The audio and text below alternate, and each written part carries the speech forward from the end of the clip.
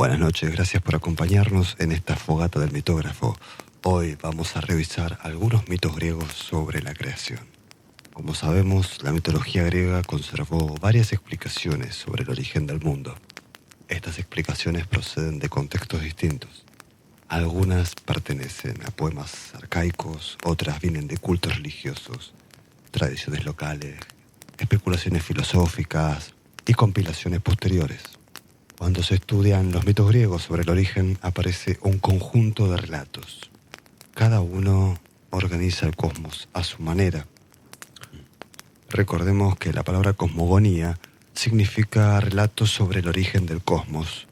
Una cosmogonía explica cómo apareció el mundo, cómo se ordenó y qué lugar ocupan los dioses y los seres humanos dentro de ese orden.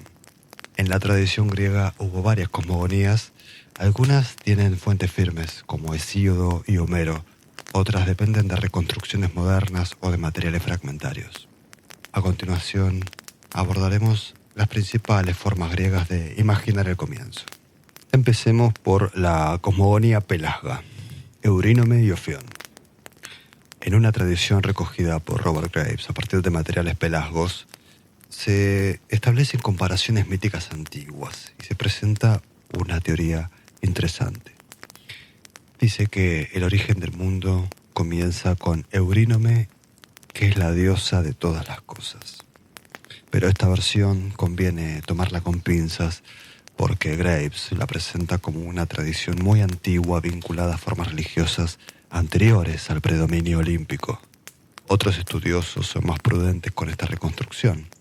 Nosotros la tomaremos como una cosmogonía arcaica y simbólica, pero con menor firmeza documental que Hesíodo u Homero.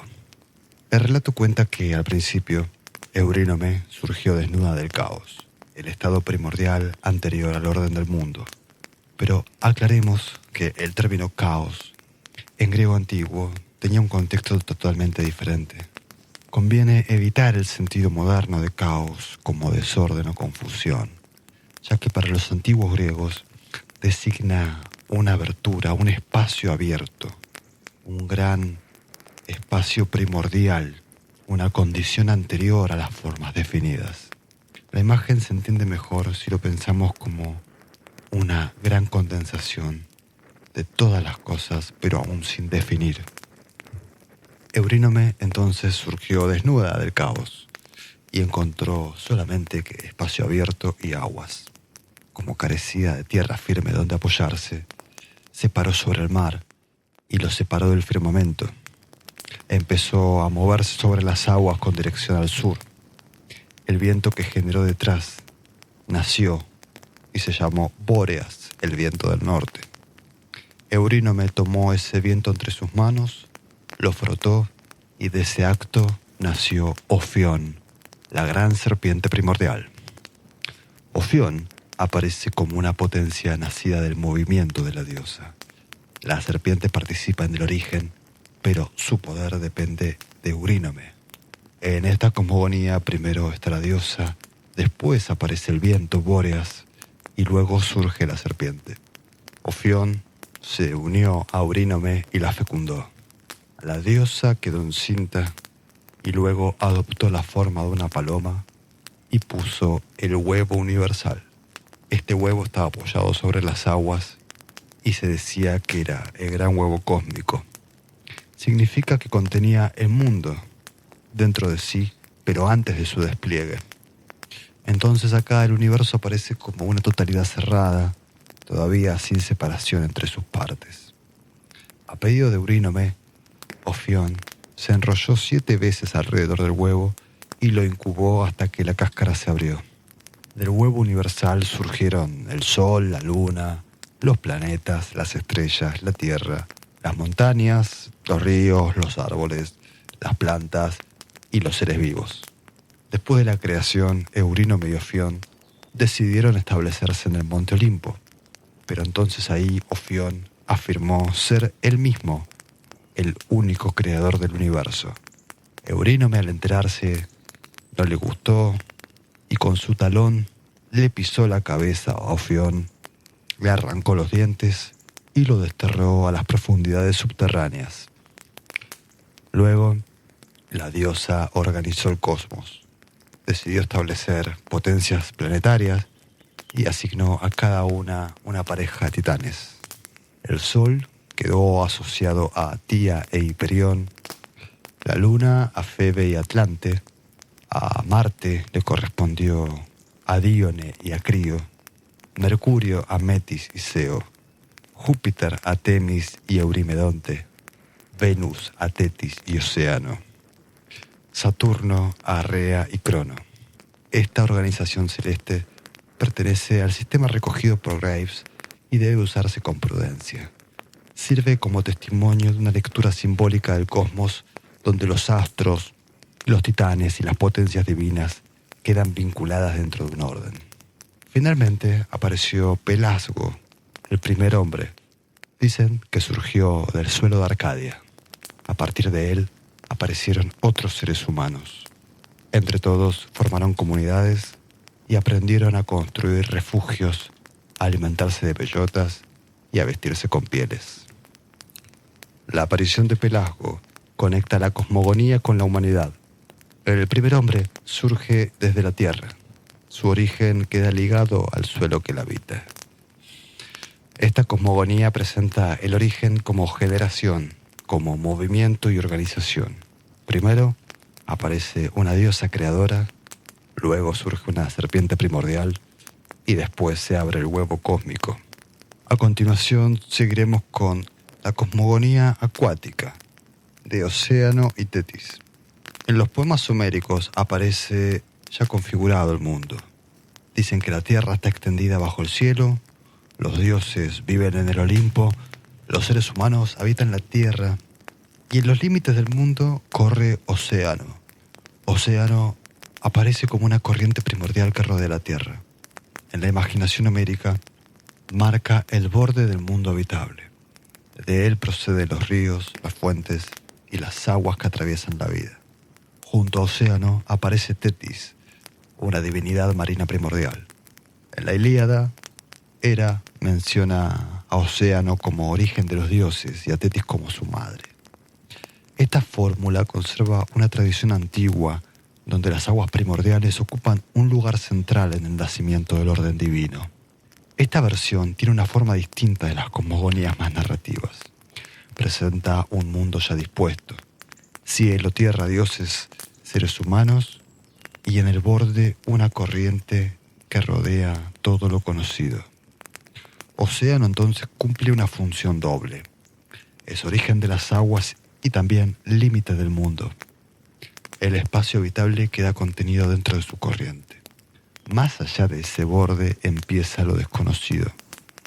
Esta tradición conserva una forma arcaica de imaginar el cosmos.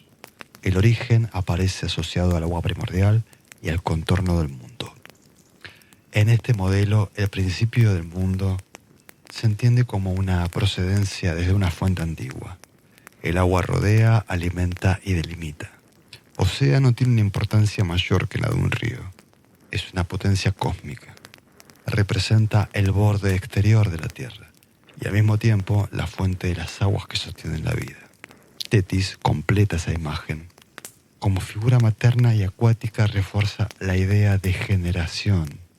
En esta tradición, el origen divino queda vinculado al agua, a la fecundidad y a una antigüedad anterior al dominio olímpico.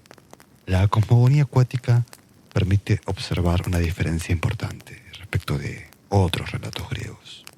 El comienzo aparece como una procedencia. Las cosas vienen de una corriente primordial. El mundo habitable queda así contenido dentro de un borde. Océano marca ese límite. Dentro de su corriente está la tierra conocida. Fuera de ella empieza el espacio incierto, propio de viajes extremos, seres remotos y regiones difíciles de ubicar. Este tipo de relato muestra que el origen también puede pensarse como una condición permanente. Océano está al principio, pero sigue rodeando al mundo. Es fuente y frontera al mismo tiempo. Continuaremos con la cosmogonía órfica, Nix y Fanes. En la tradición órfica, el origen del mundo se sitúa en Nix, la noche. Nyx es una potencia primordial. Representa la oscuridad anterior al mundo visible. Antes de la tierra, el cielo y de las formas ordenadas, existe esta oscuridad primera. En ese estado primordial aparece un huevo cósmico. El huevo cósmico es una imagen frecuente en varias tradiciones religiosas. Representa una totalidad cerrada, una forma que contiene la vida antes de manifestarse. En el caso órfico, ese huevo conserva el mundo en estado potencial. Cuando el huevo se abre, nace Fanes, el resplandeciente, también llamado protógono, el primer nacido. Fanes entonces sería una divinidad luminosa y generadora. Su aparición marca el comienzo del mundo visible. En él se encuentran las primeras formas del universo antes de su separación definitiva. A partir de Fanes comienzan a diferenciarse las partes del cosmos. Surgen el cielo, la tierra, el sol, la luna y las demás estructuras del mundo. La tradición órfica organiza después una serie de generaciones divinas. El poder pasa de Fanes a otras divinidades primordiales y luego a Urano, a Crono y posteriormente a Zeus. En algunas versiones órficas, Zeus absorbe el universo entero, incorpora en sí mismo a las divinidades anteriores y luego vuelve a ordenar el cosmos desde su propio lugar. Esta imagen presenta a Zeus como principio de reorganización universal. El mundo vuelve a desplegarse desde él, después de haber sido reunido y aglomerado en su interior. El mito órfico pertenece a una cosmogonía religiosa. Este mito significa una explicación del origen del universo dentro de una tradición vinculada al alma. Recordemos que el orfismo fue una tradición religiosa asociada a Orfeo y a ciertos cultos iniciáticos. Esto significa que incluía relatos sagrados, prácticas reservadas, ideas sobre la purificación del alma y creencias sobre el destino posterior a la muerte. Para el que no lo sabe, los cultos iniciáticos, también llamados misterios, tenían prácticas reservadas para quienes pasaban por una iniciación. En el caso órfico, estas prácticas se relacionaban con el alma, la muerte y la posibilidad de un destino mejor. En este contexto, el mito de Nyx, el huevo cósmico y Fanes forma parte de una manera religiosa de pensar el origen del mundo. También ubica al ser humano dentro de una historia más amplia, relacionada con la caída, la purificación y la posible liberación del alma. El mito órfico une cosmogonía y religión de salvación. El origen del mundo y el destino del alma aparecen conectados dentro de una misma tradición. En esta versión, el comienzo del mundo tiene una forma particular. Primero está la oscuridad primordial. Luego aparece un huevo que contiene la totalidad de las cosas. Después aparece una potencia luminosa que permite la manifestación del cosmos. Entonces el mundo visible surge desde una profundidad anterior. La luz aparece después de la noche y el orden nace como una revelación. Esta cosmogonía también muestra una diferencia frente al relato olímpico. La creación se entiende como manifestación de algo oculto. El origen se asocia al secreto, a la iniciación y a una verdad religiosa reservada. Continuaremos con quizás la más famosa de todas las cosmogonías, la cosmogonía olímpica.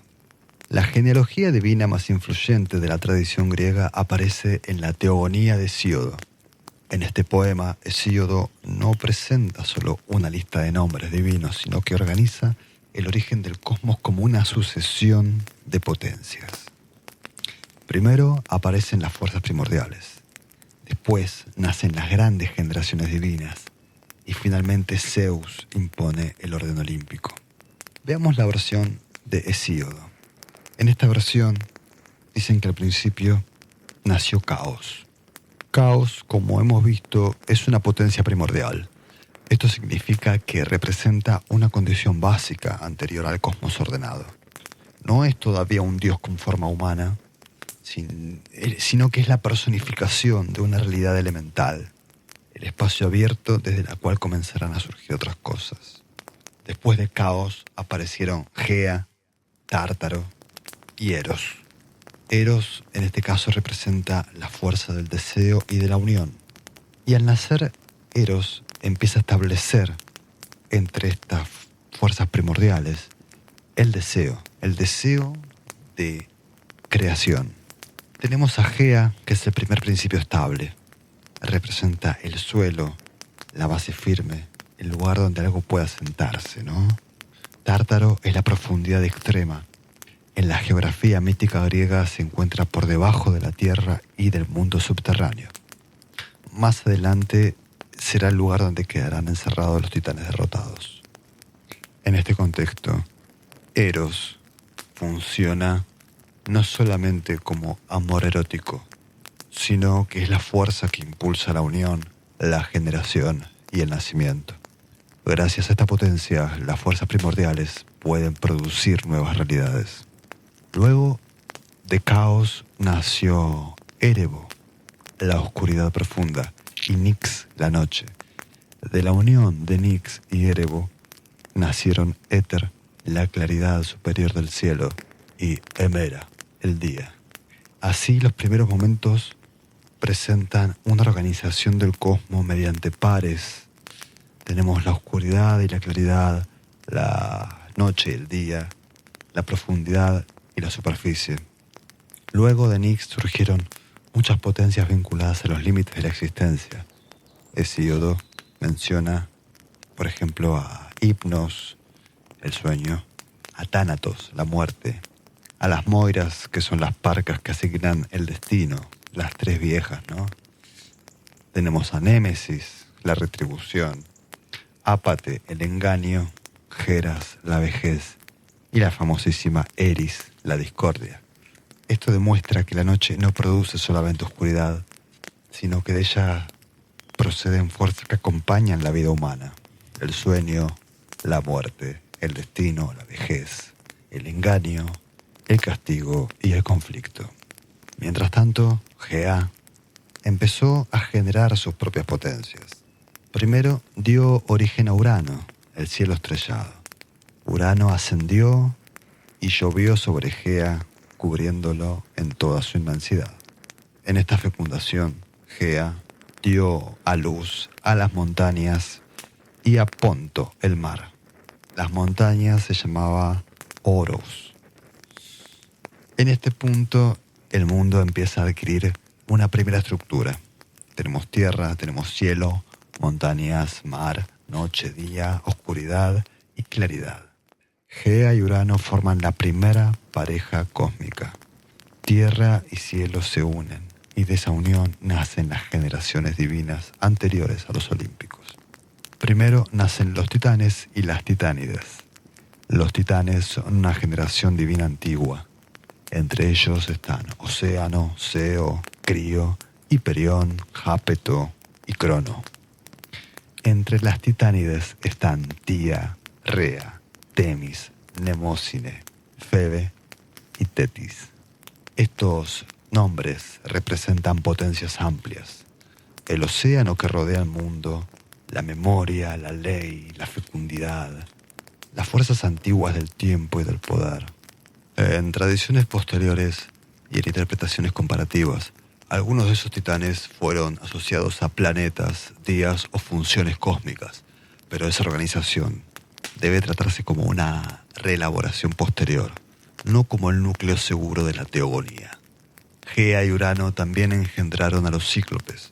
Los cíclopes eran seres de un solo ojo. En Hesíodo los nombran de la siguiente forma: Brontes, Estéropes y Arges. Sus nombres están vinculados al trueno, el relámpago y el resplandor. Más adelante serán importantes porque entregarán a Zeus sus armas principales: el trueno, el relámpago y el rayo. Después nacen los hecatónquiros. El término hecatónquiro significa seres de 100 brazos. Sus nombres son Coto, Briareo y Giges. Hesíodo los describe como criaturas enormes con 100 brazos y 50 cabezas. Representan una fuerza desmesurada, difícil de integrar en cualquier orden estable. Viendo cómo le habían salido sus últimos hijos, Urano empezó a temer. Cada vez que Gea daba luz, Urano los ocultaba en el interior de la Tierra. Gea quedaba cargada con sus propios hijos retenidos dentro de sí misma. Esta imagen es central. El cielo cubre a la Tierra, pero también impide que sus hijos salgan a la luz. El primer poder cósmico aparece unido al encierro. Gea sufrió esta violencia y entonces decidió contraatacar. Preparó una hoz de acero o de pedernal según las fuentes y pidió ayuda a sus hijos. Quería castigar a Urano y liberar a las fuerzas encerradas. Los titanes tuvieron miedo, pero Crono, el más joven, aceptó actuar. Crono tomó la hoz y esperó el momento indicado. Cuando Urano descendió sobre Gea para unirse a ella como solía hacer, Crono salió de su escondite y lo castró. Se dice que de la castración de Urano marca una separación violenta y temprana entre la tierra y el cielo. Urano pierde su dominio directo sobre Gea. Crono ahora ocupará el lugar del nuevo soberano. De la sangre de Urano que cayó sobre la tierra nacieron nuevas potencias. Entre ellas estaban las Erinias, que se encargaban de la venganza, ¿no? Famosas. Y también nacieron los gigantes y las Melias, unas ninfas asociadas a los fresnos. Las Erinias representan la venganza ligada a los crímenes de sangre dentro de la familia. Su nacimiento muestra que la violencia entre parientes deja consecuencias. Crono arrojó los genitales de Urano al mar y alrededor de ellos se formó espuma. De esa espuma nació Afrodita, la diosa vinculada al deseo, la belleza y la atracción. El relato produce así una imagen doble. De la sangre nacen la venganza, la violencia y potencias terrestres. Pero de la espuma del mar nace Afrodita. La mutilación del primer cielo genera nuevas fuerzas del mundo. Después de la caída de Urano, Crono tomó el poder. Crono pertenece a la generación de titanes y conviene distinguirlo de Cronos, el tiempo. En muchos textos modernos se confunden por la semejanza del nombre, pero en Hesíodo, Crono es el titán que destrona a Urano y gobierna antes de Zeus. Y Cronos es el tiempo. Bueno, Crono se unió a Rea, su hermana y compañera. De esta unión nacieron Hestia, Demeter, Hera, Hades y Poseidón. Estos hijos formarían la siguiente generación de dioses. Pero Crono recibió una advertencia. Uno de sus hijos estaba destinado a destronarlo. La profecía repetía el problema anterior. Urano había temido a sus hijos y los había encerrado. Crono, ahora que había llegado al poder mediante una rebelión contra su padre, comenzó a temer la misma amenaza. Cada vez que Rea daba a luz, Crono devoraba al recién nacido. Primero devoró a Hestia, luego a Demeter, después a Hera, luego a Hades, después a Poseidón. Crono tragaba a sus hijos para impedir que alguno creciera y lo destronara. Rea sufrió por la pérdida de sus hijos. Cuando estaba por nacer Zeus, pidió ayuda a Gea y a Urano, y ellos le aconsejaron ocultar al niño. Rea dio a luz a Zeus y lo escondió en Creta, aunque algunas tradiciones locales ubican episodios de su nacimiento o de su culto en Arcadia y otros lugares. En lugar del niño, Rea envolvió una piedra en pañales y se la entregó a Crono. Crono tragó la piedra creyendo que era su hijo. Zeus quedó a salvo. Las tradiciones sobre la infancia de Zeus son varias. Algunos dicen que fue criado por ninfas. Otras fuentes mencionan a Amaltea, una cabra o ninfa cabra que lo alimentó con su leche. También aparecen los curetes, jóvenes armados que golpeaban sus escudos y lanzas. Esto lo hacían para tapar el llanto del niño, de modo que Crono no pudiera escucharlo. Estas variantes muestran la importancia del nacimiento oculto de Zeus. El futuro soberano crece lejos del padre devorador. Su supervivencia depende del engaño de Rea, de la protección de Gea y de una crianza en secreto. Cuando Zeus alcanzó la madurez, comenzó la rebelión contra Crono. En algunas versiones, Zeus recibió la ayuda de Metis. Metis es una divinidad vinculada a la inteligencia y a la prudencia. Metis le dio una sustancia que obligó a Crono a vomitar lo que había tragado. Entonces Crono expulsó primero la piedra. Luego salieron sus hijos en orden: Hestia, Demeter, Hera, Hades y Poseidón. Los hermanos de Zeus volvieron a la luz, y a partir de ese momento comenzó la guerra entre la generación de Crono y la generación de Zeus. Esta guerra se conoce como titanomaquia. El término significa combate contra los titanes, la guerra de los titanes. Fue una lucha cruenta por el gobierno del cosmos. Según Hesíodo, la guerra duró 10 años. Los titanes combatían desde el monte Otris. Zeus y sus aliados combatían con base en el monte Olimpo. La guerra no tenía un bando ganador. Entonces Gea profetizó que Zeus obtendría la victoria si liberaba a los seres encerrados en la profundidad. Los seres eran, como ya sabemos, los cíclopes y los hecatónquiros. Zeus descendió al Tártaro y liberó a esas potencias antiguas. En algunas versiones posteriores, el Tártaro estaba custodiado por Campe, una guardiana monstruosa. Zeus la venció y abrió el encierro. Esta escena no pertenece al núcleo más simple de Hesíodo, pero aparece en tradiciones posteriores y ayuda a explicar cómo Zeus reunió a sus aliados. Los cíclopes agradecieron la liberación y le entregaron armas a los nuevos dioses. A Zeus le dieron el rayo, el arma celeste por excelencia. A Poseidón le dieron el tridente, asociado al dominio del mar y a la fuerza que sacude la tierra. A Hades le dieron el yelmo de invisibilidad, que le permitía ocultarse y actuar sin ser visto.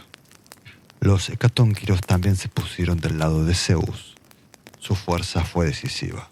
Con sus 100 brazos arrojaban rocas enormes contra los titanes.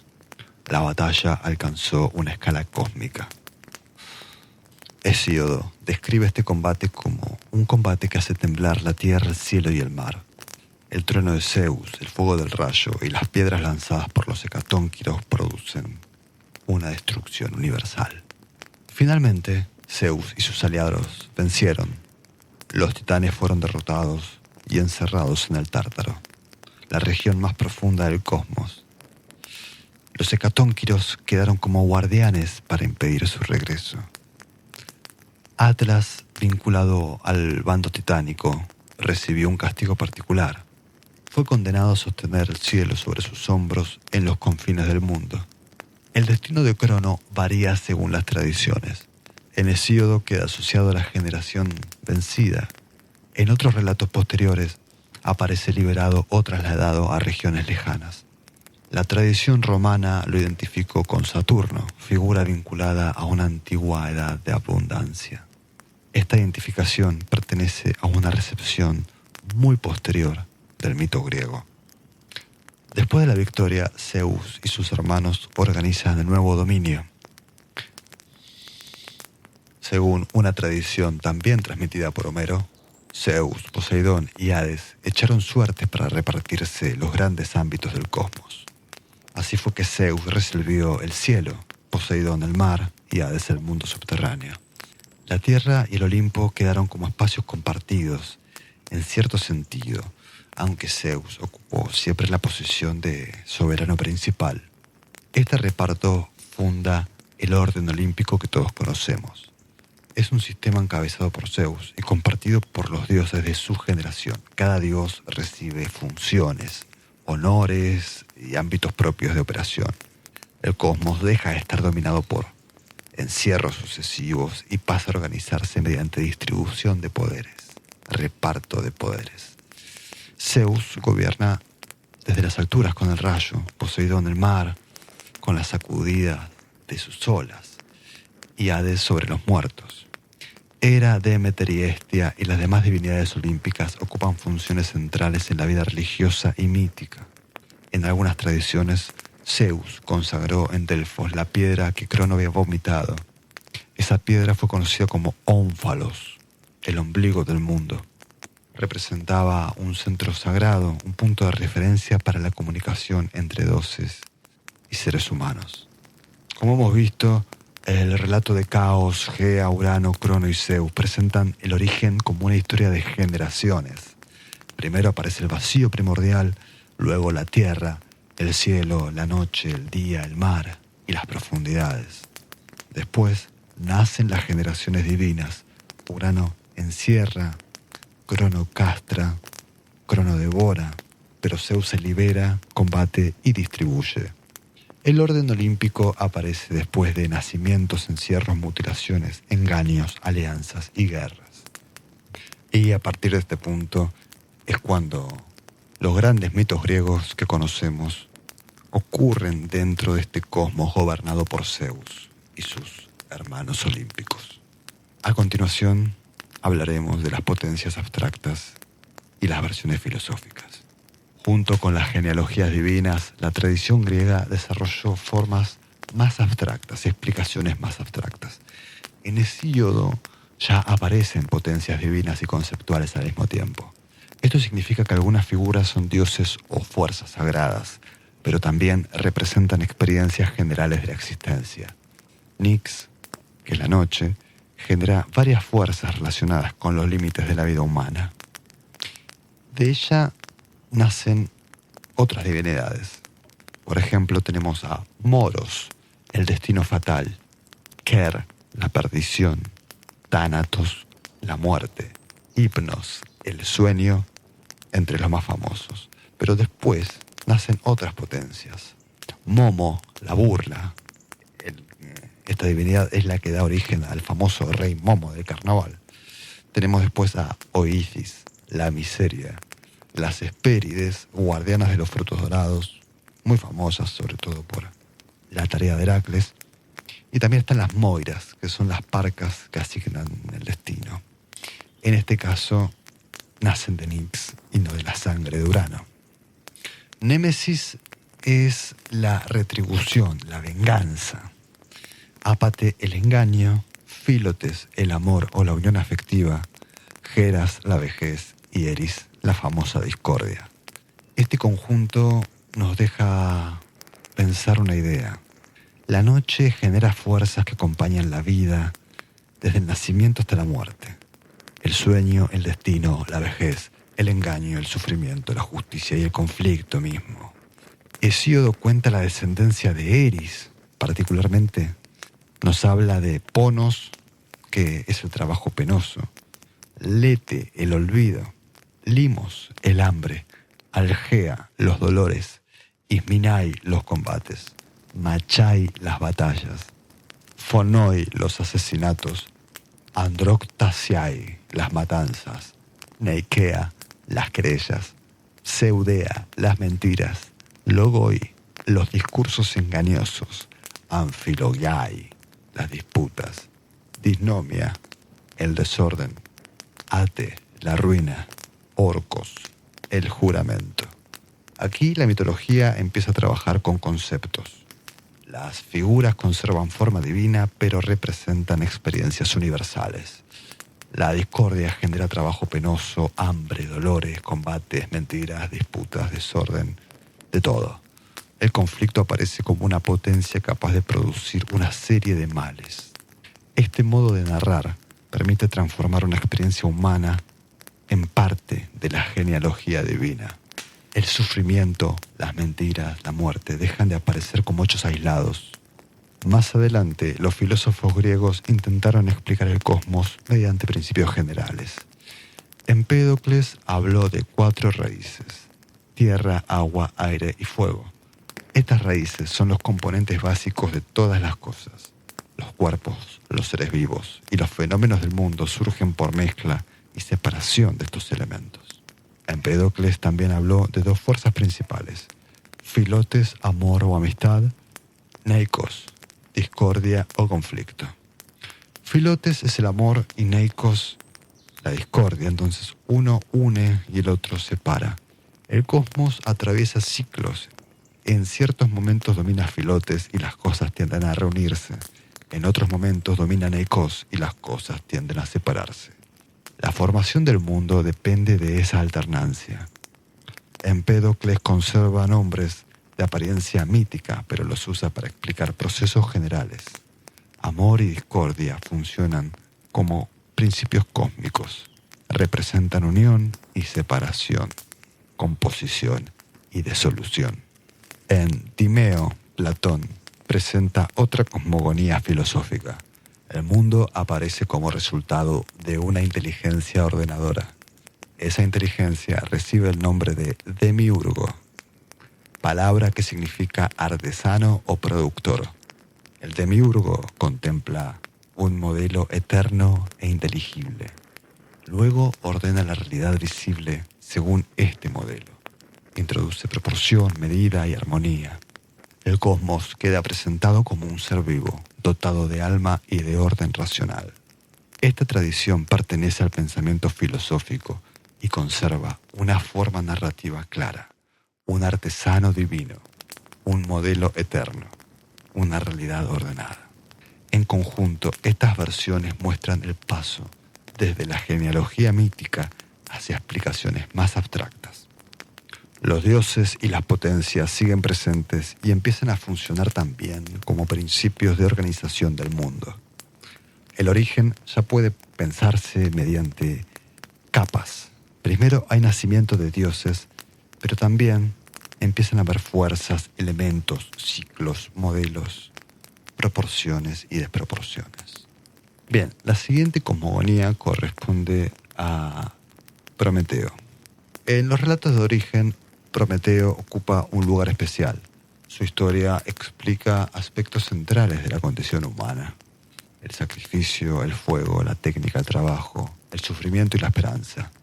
En Hesíodo, Prometeo aparece dentro de una historia sobre la relación entre dioses y seres humanos. En la Teogonía se cuenta que en Mecona, dioses y hombres discutían la distribución de los sacrificios. Prometeo, hijo de Jápeto el titán, preparó un engaño para Zeus. Dividió un buey en dos partes. En una parte puso la carne y las vísceras ocultas dentro del vientre del animal. En la otra puso los huesos cubiertos con grasa brillante.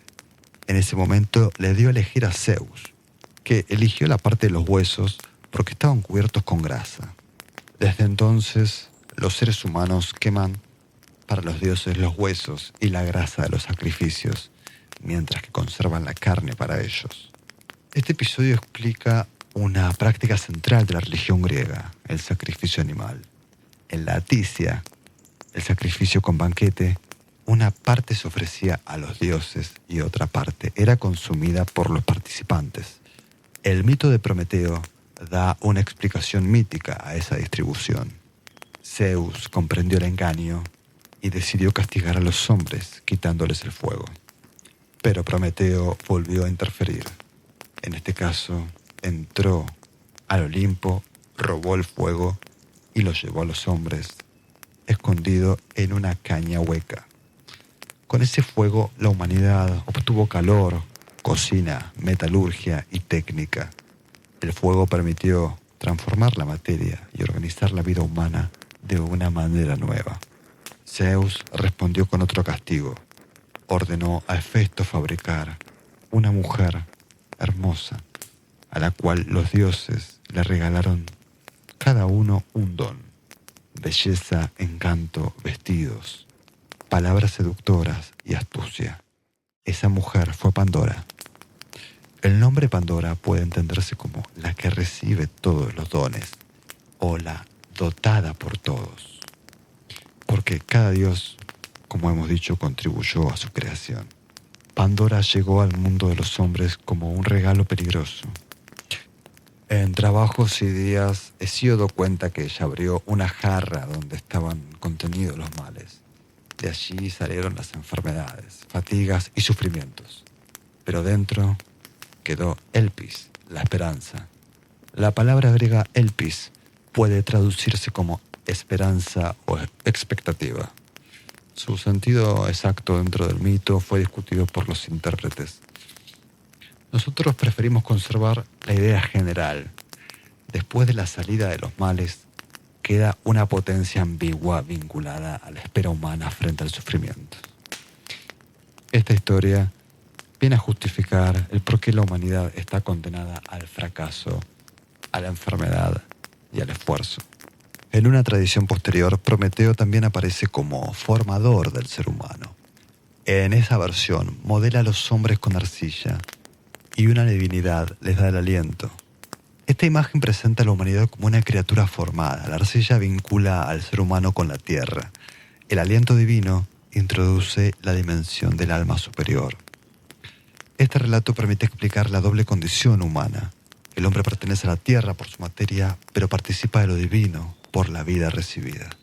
Prometeo ocupa un lugar intermedio entre los dioses y los hombres. Pertenece al linaje titánico, pero actúa en favor de la humanidad. Su vida, su figura queda asociada a la inteligencia astuta, al fuego y a la técnica. Por eso su mito es central dentro de los relatos de origen. La pregunta ya no se dirige solo al nacimiento del cosmos, también alcanza el modo en que los seres humanos viven dentro de ese cosmos. Prometeo introduce un problema que seguirá presente en muchos mitos griegos. El progreso humano tiene un costo. El fuego permite cocinar, fabricar, calentar, fundir y construir, pero también provoca la respuesta de Zeus y abre una condición marcada por fatiga, enfermedad y muerte. En resumen, en este relato la humanidad obtiene cultura, tecnología y ciencia, pero queda sometida a un orden divino que no puede controlar. A continuación hablaremos de otra explicación vinculada a las edades de la humanidad. En los trabajos y días, Hesíodo presenta otra tradición sobre la humanidad. El centro del relato es la historia de los hombres después de la formación del mundo. Hesíodo organiza esta historia en 5 edades o razas. La primera es la raza de oro. Los hombres de la Edad de Oro vivían bajo el reinado de Crono. Tenían una existencia tranquila. La tierra producía alimento espontáneamente. Vivían lejos del trabajo penoso y no conocían el sufrimiento. La muerte les llegaba en forma de sueño. Después de desaparecer, estos hombres permanecieron como espíritus protectores vinculados a la justicia. Luego apareció la raza de plata. Los hombres de plata vivían mucho tiempo, pero descuidaban el culto a los dioses. Su conducta provocó su desaparición. Hesíodo los presenta como una humanidad inferior a la anterior, alejada del orden religioso correcto. Después surgió la raza de bronce. Estos hombres eran fuertes, violentos y dedicados a la guerra. Sus armas eran de bronce. Sus casas también estaban relacionadas con ese metal. Vivían para el combate y terminaron destruyéndose entre sí. La cuarta edad corresponde a la raza de los héroes. En ella se ubican las figuras vinculadas a las grandes guerras míticas, como Tebas y Troya.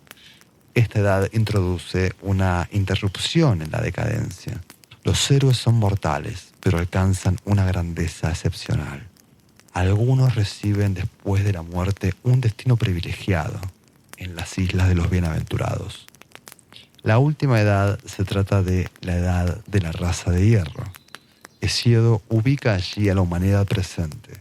Es la edad del trabajo, el cansancio, la injusticia, los conflictos familiares, la violencia, la pérdida de respeto y el deterioro moral. El mito de las edades presenta la historia como una historia de pérdidas. La humanidad vinculada en un comienzo a la abundancia y a la cercanía con los dioses, luego atraviesa sucesivas degradaciones. La edad heroica introduce un momento de grandeza y la edad de hierro coloca el presente bajo el signo del trabajo y del conflicto. Esta tradición completa el recorrido de los orígenes.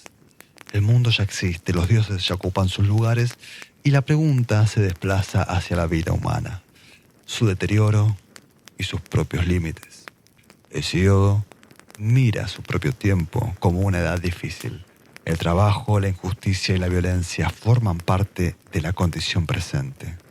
La historia humana queda organizada como una caída, desde una vida más plena hacia una existencia más dura. La edad de los héroes impide que la secuencia sea una simple línea descendente. Introduce un momento excepcional asociado a los grandes relatos de Tebas y Troya. Allí aparecen figuras mortales, pero de fuerza extraordinaria, capaces de gloria y destrucción. El mito de las edades del hombre también prepara el mundo heroico, este sistema donde, después de la creación del cosmos y del orden divino, la tradición griega abre el espacio para su linaje, sus guerras, sus destinos. A modo de conclusión, vamos a hacer una interpretación general. Estas versiones griegas sobre el origen del mundo pertenecen a tradiciones distintas. Cada una organiza el comienzo desde una preocupación específica. La cosmogonía de Eurino Mediofión presenta la creación como generación, movimiento y organización. El mundo surge a partir de una diosa primordial. La serpiente participa en el proceso y luego intenta apropiarse de la autoridad sobre lo creado. El relato conserva una tensión entre creación y poder. La cosmogonía acuática, por llamarlo de algún modo, presenta un modelo arcaico. Océano funciona como fuente y límite del mundo. Las aguas rodean, alimentan y definen el espacio habitable. Tetis refuerza esa dimensión generadora. La cosmogonía órfica introduce una concepción religiosa y especulativa. El mundo visible surge desde Nix, la noche, y desde ese huevo cósmico que se abre. Fanes, el primer nacido, expresa el paso desde lo oculto hacia lo manifiesto. La cosmogonía queda vinculada al alma, la purificación y el destino después de la muerte. La cosmogonía olímpica organiza el origen como una sucesión de potencias y generaciones. En Hesíodo se nombra a Caos, Gea, a Urano, Crono y Zeus, que forman una secuencia donde el mundo adquiere orden a través de nacimientos, disputas, conflictos y distribución del poder. Las potencias abstractas muestran otra dimensión del pensamiento griego. Nix, Erebo, Hémera, Tánatos, Hipnos, Eris, Filotes y Neikos son figuras divinas y también son conceptos. Permiten pensar el cosmos como una organización de fuerzas: oscuridad, luz, sueño, muerte, discordia, unión, separación. Prometeo desplaza la pregunta y el foco de atención hacia la humanidad. Su historia explica el sacrificio, el fuego, la técnica, el trabajo, el sufrimiento y la esperanza. En torno a Prometeo, el origen humano aparece relacionado con la inteligencia práctica y con los límites impuestos por Zeus. La tradición de las edades de la humanidad presenta la historia como deterioro. La edad de oro presenta una vida cercana a la abundancia y a los dioses. La edad de hierro representa el presente marcado por el trabajo, el conflicto y la injusticia. En conjunto, estas tradiciones muestran que los griegos pensaron el origen desde varias capas: generación primordial, agua originaria, manifestación religiosa, genealogía divina, conflicto cósmico, abstracción filosófica y deterioro humano. El resultado es un conjunto de modelos. Cada uno explica una parte del mundo. Cada una ofrece una manera de ubicar a los dioses, la naturaleza y los seres humanos dentro del cosmos. La mitología griega conserva esa riqueza por la diversidad de sus fuentes. Poetas, sacerdotes, cultos locales, filósofos y compiladores participan en la transmisión de estas imágenes. Estudiar los orígenes griegos exige que pensemos la superposición de tradiciones, de cómo se vivía la religión en la antigua Grecia. Como sabemos, los griegos no vivían su religión a través de una iglesia unificada. Tampoco tenían un libro sagrado que les dijera exactamente qué hacer. Su relación con los dioses pasaba por actos concretos: una libación, una oración, una procesión, un sacrificio o ciertos servicios fúnebres. Un griego podía honrar a un dios derramando vino sobre la tierra, y podía hacerlo antes de beber, antes de viajar, cuando recibía un huésped o frente a una tumba. Una ciudad podía honrar a su diosa protectora con una procesión, un sacrificio público o un banquete común. Una familia podía cuidar el fuego de Hestia, recordar a sus muertos, hacer una ofrenda doméstica o pedir protección antes de una decisión importante. La religión griega antigua se sostenía sobre todo en las prácticas. Había mitos, himnos, poemas y relatos sobre los dioses. Hesíodo contaba el nacimiento del cosmos. Homero mostraba a los dioses interviniendo en la guerra, en el viaje, en la cólera y en el regreso. Las ciudades tenían tradiciones propias. Los santuarios conservaban memorias locales, pero la vida religiosa cotidiana tomaba forma en actos concretos. Orar, sacrificar, derramar una libación, marchar en procesión, purificarse, consultar un oráculo, participar en una fiesta, cuidar a los muertos. Los mitos explicaban quiénes eran los dioses y los ritos indicaban cómo tratar con ellos. Para entender esa religión conviene mirar sus espacios y sus actos. La casa, la ciudad, el santuario. Ahí aparece una forma de religiosidad muy distinta de la que suele imaginarse desde los modelos modernos. La religión griega no tenía una iglesia central, una doctrina única ni un libro sagrado común para todos. La religión griega tenía calendarios, costumbres, sacerdotes, fiestas, normas locales. Era una religión vivida en comunidad, pero también en la casa. Era pública y doméstica, cívica y familiar, visible en grandes festivales y presente en pequeños gestos diarios. Comenzaremos este recorrido hablando un poco sobre la casa y la ciudad, las diferencias. Los griegos usaban la palabra oikos para referirse a la casa en sentido amplio, como vivienda, la familia, los bienes, los esclavos, los antepasados, la continuidad de un linaje. También era una unidad religiosa.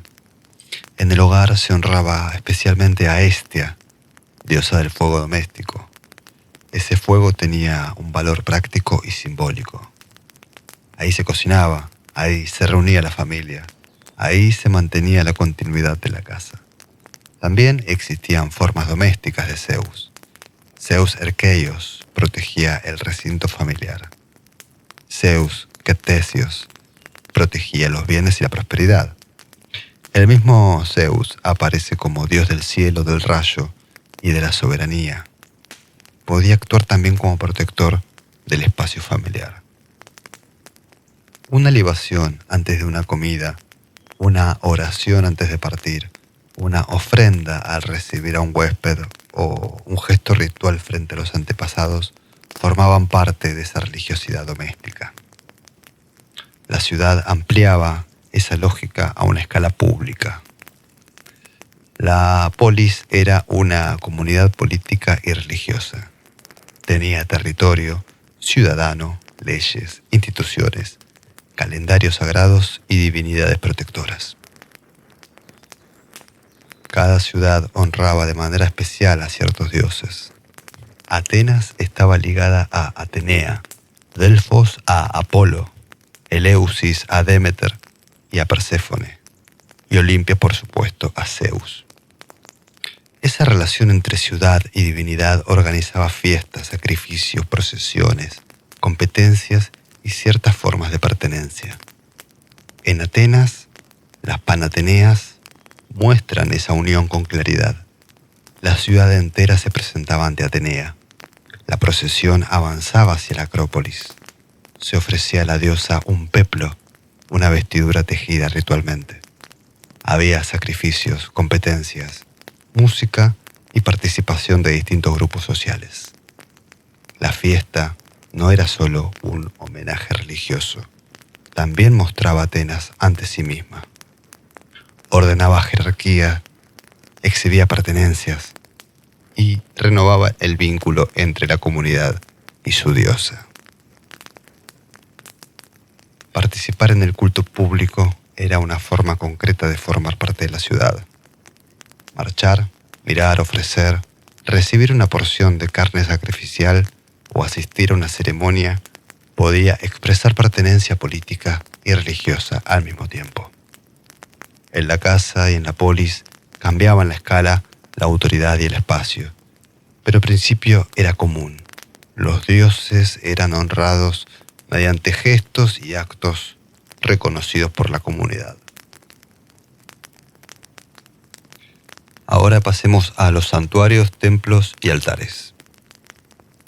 El santuario era un espacio separado para lo sagrado. Podía estar dedicado a un dios, a una diosa, a un héroe o a un conjunto de potencias religiosas. En su interior podía haber témenos, es decir, un recinto delimitado. Un altar, un templo, fuentes, árboles sagrados, estatuas, tesoros, inscripciones y ofrendas. El templo guardaba la presencia simbólica del dios. Allí podía conservarse su estatua, sus objetos sagrados y las riquezas dedicadas al culto.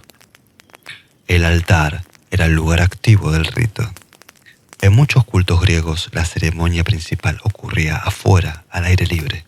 El sacrificio se realizaba junto al altar, ante la comunidad y bajo el cielo. Por eso conviene no imaginar el templo griego como una iglesia moderna. El templo no estaba pensado principalmente para reunir fieles en su interior. Su función central era alojar la imagen divina y custodiar objetos sagrados. El rito más importante ocurría afuera. Delfos permite ver la complejidad de un gran santuario. Por ejemplo, allí Apolo recibía sacrificios, ofrendas y consultas.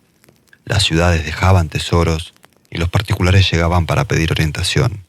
Los gobernantes y sus delegaciones acudían antes de decisiones difíciles. Delfos era un santuario panhelénico, que significa que es común a los griegos, a todos los griegos. Su prestigio superaba el marco de la ciudad solamente. Una persona podía llegar a un santuario para pedir ayuda o agradecer un favor, cumplir una promesa, purificarse, consultar un oráculo o dejar una ofrenda. Estas ofrendas también creaban una memoria colectiva, porque en los santuarios se acumulaban armas, vasos, trípodes, coronas, estatuas. Un exvoto era una ofrenda dedicada por agradecimiento, petición o cumplimiento de una promesa. Podía ser humilde o costoso. Un guerrero podía dedicar armas después de una victoria. Una ciudad podía ofrecer una estatua. Una persona curada podía dejar una pequeña figura votiva. El santuario reunía culto, memoria y comunicación con lo divino. Bien, ahora continuemos hablando sobre los sacerdotes y sacerdotisas. El sacerdote Hiereus y la sacerdotisa Hiereia estaban vinculados a cultos concretos. Supervisaban sacrificios, cuidaban normas rituales, administraban ciertos bienes del santuario y dirigían ceremonias. Sus funciones variaban según la ciudad, el dios y la tradición local. Algunos cargos eran hereditarios. Otros podían ser temporales, electivos o estar ligados a familias determinadas. Las mujeres podían ocupar puestos religiosos de gran prestigio. Esto se ve especialmente en cultos de diosas como Atenea, Demeter, Hera o Artemis. La vida pública griega imponía límites fuertes a las mujeres, pero la religión abría ciertos espacios de autoridad ritual. En Atenas, la sacerdotisa de Atenea Polias tenía una posición destacada. En Eleusis, los cultos de Demeter y Perséfone incluían funciones sacerdotales de enorme importancia. Muchas tareas religiosas también quedaban en manos de magistrados, familias tradicionales o funcionarios de la ciudad. La religión griega se organizaba mediante cargos, calendarios, normas de pureza, tradiciones locales y prácticas transmitidas.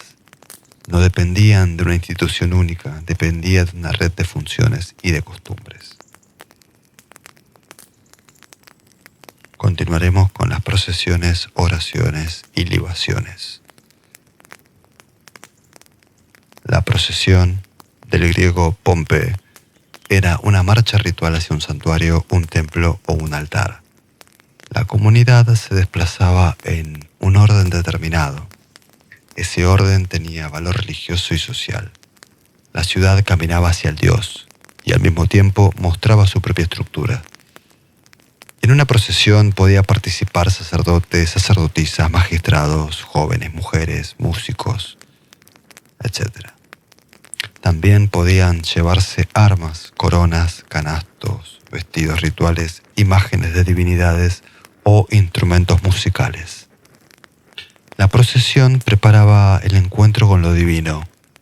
En algunos casos, el animal del sacrificio avanzaba junto con la comunidad, adornado con cintas o guirnaldas.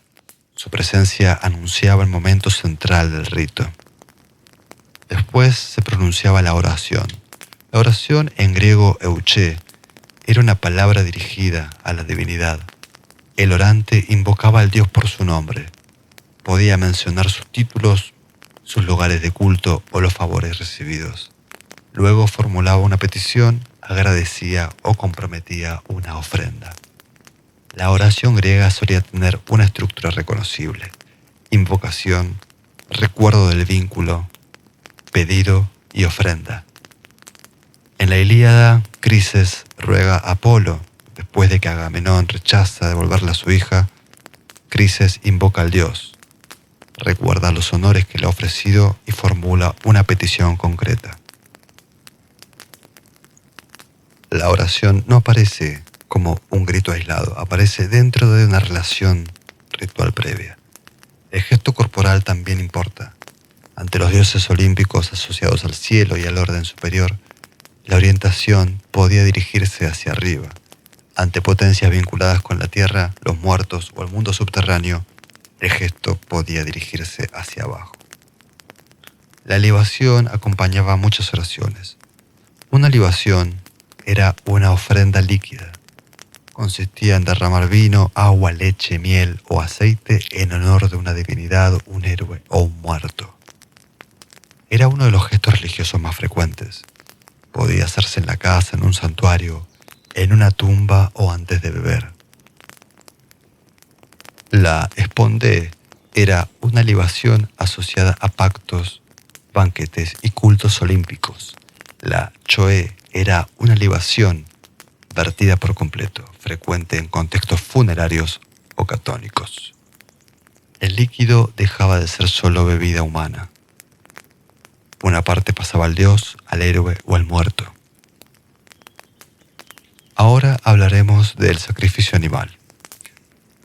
Siempre fue considerado uno de los actos centrales de la religión griega. La forma principal se llamaba tisía. Era un sacrificio con banquete. Una parte del animal se ofrecía a los dioses mediante el fuego. Otra parte era consumida por los participantes. Los animales más comunes eran bueyes, ovejas, cabras y cerdos. La elección dependía del dios, del santuario, del tipo de fiesta, del presupuesto y de las normas locales. Un sacrificio podía ser familiar, local o público. En las grandes fiestas, una ciudad podía sacrificar muchos animales.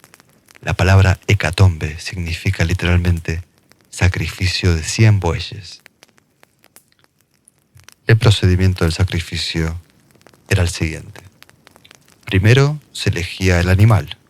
Debía ser adecuado para la divinidad y estar en buen estado. A veces se lo adornaba con cintas o guirnaldas. Luego llegaba la procesión. El animal avanzaba junto con los participantes hacia el altar, junto con los músicos y los objetos rituales. Antes de la matanza se realizaba una purificación. Los participantes podían lavarse las manos con agua ritual. También se distribuían granos de cebada que se arrojaban sobre el altar y sobre la víctima.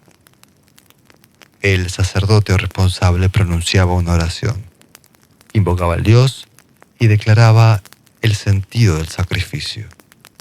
Después se cortaban algunos pelos de la cabeza del animal y se arrojaban al fuego. Luego venía la matanza ritual. La sangre caía sobre el altar o junto a él. Esta sangre expresaba la vida entregada dentro del acto sagrado. El animal era abierto y se le extraían las vísceras, llamadas esplancna, Algunas se asaban y se consumían primero por quienes tenían un lugar especial en el rito. Los huesos de los muslos se envolvían en grasa y se quemaban para los dioses. Hesíodo relaciona esta práctica con el mito de Prometeo. En la teogonía, Prometeo divide un buey en dos partes y engaña a Zeus. Una porción contiene los huesos cubiertos de grasa y la otra contiene la carne escondida. Zeus elige la parte brillante y engañosa. Desde entonces los hombres queman para los dioses los huesos cubiertos de grasa y conservan la carne. El mito explica una práctica ritual. Los dioses reciben el humo y la parte quemada. Los seres humanos reciben la carne. Luego se cocina el resto del animal y las porciones se distribuyen según reglas establecidas. En un sacrificio público, esa distribución tiene un valor religioso, social y político. La víctima pasaba por el altar. Una parte llegaba a los dioses mediante el fuego y otra regresaba a la comunidad como alimento. Luego continuaba el banquete ritual, que venía después del sacrificio. Después de quemar la parte destinada a los dioses, la carne se cocinaba y se repartía entre los participantes. La comida sacrificial alimentaba a la comunidad, reforzaba la pertenencia al grupo y mantenía la relación con los dioses después de la ofrenda. La carne podía repartirse entre sacerdotes, magistrados, ciudadanos, participantes o grupos específicos. Algunas personas recibían cortes especiales. Ciertas funciones rituales daban derecho a porciones determinadas. En una sociedad donde la carne no siempre era un alimento cotidiano, el sacrificio público también tenía una dimensión alimentaria. Pero esa comida seguía siendo ritual. La comunidad consumía un animal sagrado, sacrificado y distribuido según normas sagradas. Recibir una porción de carne durante una gran fiesta podía expresar participación en la vida religiosa de la ciudad. La ticia unía altar y mesa. El animal era ofrecido a los dioses y compartido por los hombres. La religión griega era corporal y comunitaria. Se veía en la procesión, se escuchaba en las oraciones, los cantos y la música. Se olía en el humo, se tocaba en los objetos rituales y se comía en la carne compartida. Pasemos ahora a los oráculos y la adivinación. La religión griega, como sabemos, también incluía prácticas de adivinación. La mántica era el arte de interpretar señales divinas. Podía hacerse mediante sueños, vuelo de aves, entrañas de animales, sortes, fenómenos naturales o consultas oraculares. El oráculo más famoso fue el de Apolo en Delfos. Allí la Pitia, la sacerdotisa de Apolo, transmitía respuestas a quienes consultaban. Ciudades, reyes y particulares acudían a Delfos para preguntar sobre guerras, fundaciones, purificaciones, leyes, viajes o decisiones difíciles. Heródoto conserva muchos episodios donde reyes y ciudades consultan oráculos antes de actuar. El caso más famoso quizás sea Creso, rey de Lidia. Creso consulta a Delfos antes de enfrentar a Persia. Recibe una respuesta ambigua. Si cruza el río Jalis, destruirá un gran imperio. Creso interpreta que destruirá al imperio enemigo, pero el imperio destruido termina siendo el suyo propio. El episodio muestra la lógica de la adivinación griega. La respuesta divina podía orientar una decisión, pero exigía interpretación. El error humano seguía siendo posible. Los dioses enviaban señales. Los seres humanos debían leerlas. La consulta oracular no eliminaba la incertidumbre. La ordenaba mediante lugares autorizados, especialistas, procedimientos y palabras de doble filo. Ahora continuemos con la purificación y el miasma. Los griegos hablaban de miasma, contaminación ritual. El miasma podía surgir por contacto, por la muerte, por sangre, por parto, por enfermedad o ciertas transgresiones. No era simple suciedad física, tampoco equivalía exactamente a culpa moral en el sentido moderno. Era una condición ritual que alteraba la relación de una persona, una casa o una ciudad con lo sagrado. La purificación podía realizarse con agua, con fuego, con azufre, ramas, sacrificios, baños o expulsiones rituales. Antes de muchos ritos se hacían gestos de limpieza. La persona debía presentarse ante los dioses en una condición adecuada. Heracles ofrece un caso claro. Después de matar a su esposa Mégara y a sus hijos, necesita purificarse. Su crimen produce una mancha ritual que exige tratamiento. En varias tradiciones, sus trabajos y servidumbres aparecen ligados a una necesidad de expiación, purificación y reparación. Orestes ofrece otro ejemplo. Después de matar a su madre, Clitemnestra, queda perseguido por las erinias. El crimen de sangre afecta su relación con los dioses, con la familia y con la ciudad. Su historia muestra la relación entre asesinato, contaminación, venganza y reintegración. La purificación también podía ser colectiva. Una ciudad afectada por una muerte violenta, una peste, un crimen o una crisis podía buscar una purificación pública.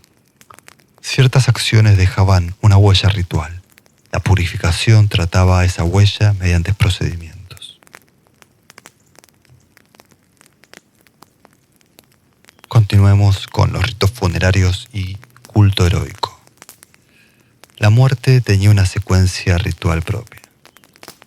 La familia preparaba el cuerpo, lo exponía, realizaba lamentos y organizaba la procesión funeraria para depositar al muerto en la tumba. Después seguían ofrendas, libaciones y visitas en fechas determinadas. Los muertos requerían memoria y atención ritual. Las tumbas podían recibir alimentos, líquidos, coronas, vasos, perfumes, pequeños objetos. La familia mantenía el vínculo con sus muertos mediante estos actos. La Odisea ofrece una escena importante para entender esta relación. Recordemos cuando Odiseo realiza libaciones y sacrificios para comunicarse con los muertos en el Hades. El contacto con los difuntos exige un procedimiento preciso. La relación con ellos no queda librada al azar. Los héroes recibían un culto especial. Un héroe, en sentido religioso griego, podía ser un muerto poderoso. Su culto podía estar ligado a una tumba, una ciudad, una familia, una genealogía o una tradición local. Los héroes recibían sacrificios, libaciones y fiestas. Ocupaban una posición intermedia entre dioses y humanos. Su poder estaba asociado a la tierra, la memoria y al territorio. Una ciudad podía vincular su identidad con un héroe fundador, un guerrero antiguo o una figura local. Honrarlo reforzaba la continuidad entre territorio, memoria y comunidad. Los ritos funerarios ordenaban la relación entre vivos y muertos. La familia cuidaba el paso del difunto hacia su nueva condición y conservaba su memoria dentro de la comunidad. A continuación seguiremos con los misterios.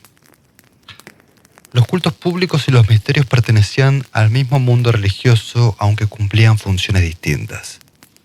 El culto público reunía a la comunidad frente a sus dioses y buscaba mantener el favor divino sobre la ciudad, la casa o el grupo. Los misterios eran cultos iniciáticos. Participaban quienes atravesaban una iniciación o eran admitidos dentro del culto. Estaban asociados a purificación, protección, conocimiento religioso y esperanza frente a la muerte. El ejemplo más importante es el de Eleusis, vinculado a Demeter y Perséfone. El mito de Perséfone, raptada por Hades y devuelta parcialmente a su madre, estaba asociado al ciclo agrícola, al descenso, al retorno y a la esperanza frente a la muerte. Los iniciados participaban en ritos reservados y no podían revelar completamente su contenido. Esa reserva formaba parte de la identidad del culto. Los misterios ofrecían una experiencia religiosa más cerrada, vinculada a la iniciación y al destino individual. La religión griega incluía prácticas abiertas y prácticas reservadas. Algunas ceremonias pertenecían a toda la comunidad, otras exigían admisión, preparación y silencio.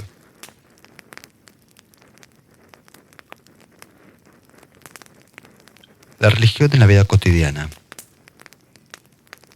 Antes de emprender un viaje, una persona podía hacer una oración o una libación. Una familia podía honrar a sus muertos en la tumba. Una ciudad podía consultar un oráculo antes de una decisión difícil. Un grupo de mujeres podía participar en una fiesta de Demeter. Un ciudadano podía recibir carne durante un sacrificio público. El calendario estaba lleno de días sagrados, fiestas, sacrificios y celebraciones. La vida comunitaria se ordenaba mediante ritmos religiosos. La religiosidad griega era visible. Había altares, templos, estatuas, cantos, fuego, humo, sangre, coronas, objetos dedicados, procesiones y banquetes. También era comunitaria. La ciudad participaba en fiestas públicas. La familia mantenía ritos domésticos. Los grupos locales ofrecían sacrificios, dedicaban objetos y visitaban santuarios. Los dioses no aparecían únicamente en los grandes relatos míticos o en los festivales principales. También intervenían en la vida diaria, en las decisiones familiares, en los viajes, en la enfermedad, en la muerte y en las prácticas repetidas. La religión griega se practicaba con palabras, gestos, comida, música y objetos y movimiento. Muchas actividades comunes podían incorporarse a una relación ritual con los dioses. A modo de conclusión, podemos decir que estas prácticas de la religión griega aparecen como una religión ritual, cívica y cotidiana. Fue ritual porque el vínculo con los dioses se sostenía mediante actos reconocidos. Sacrificar, ofrecer una libación, rezar, purificarse, marchar en procesión, consultar a un oráculo o cuidar una tumba. La relación con lo divino tomaba forma en actos visibles. Había palabras, objetos, fuego, humo, sangre, movimiento. La religión no quedaba encerrada en una creencia interior. Se hacía, se repetía, se transmitía. El amigo Burkert vio en el sacrificio uno de los centros de este sistema. En la tisía, la muerte del animal no era un hecho aislado, formaba parte de una secuencia que unía altar, fuego, sangre y banquete. El sacrificio comunicaba con los dioses y al mismo tiempo ordenaba la comida de la comunidad. También fue una religión cívica. La polis participaba de manera directa en el culto. Las ciudades tenían calendarios sagrados, fiestas, divinidades protectoras, procesiones y sacrificios públicos. Algunos estudiosos modernos como Bernard, Saidman o Pantel estudiaron esta relación entre religión y ciudad. En la Grecia antigua, el culto no era un adorno de la vida pública, formaba parte de la organización simbólica de la comunidad. Una ciudad se reconocía en sus dioses, en sus fiestas, en sus altares y en sus procesiones. La religión griega también fue cotidiana. El vínculo con los dioses atravesaba la casa, la familia, el viaje, el matrimonio, la enfermedad y la muerte. John Michelson insistió en esta presencia regular de la religión en la vida diaria. Los dioses no aparecían solo en los grandes mitos o en los festivales famosos. También estaban presentes en los gestos pequeños y repetidos. El miasma y la purificación muestran otra dimensión del sistema. El amigo Parker estudió cómo ciertos contactos, muertes o transgresiones podían alterar la relación con lo sagrado. La purificación permite restaurar una condición ritual adecuada. No se trataba simplemente de limpiar el cuerpo, se trataba de recomponer un vínculo. La adivinación muestra una relación distinta con los dioses. Sarah Johnston la estudió como una forma de comunicación con lo divino. Los dioses podían enviar señales, pero esas señales debían interpretarse. Una respuesta oracular podía orientar una decisión y dejar al mismo tiempo un margen de incertidumbre.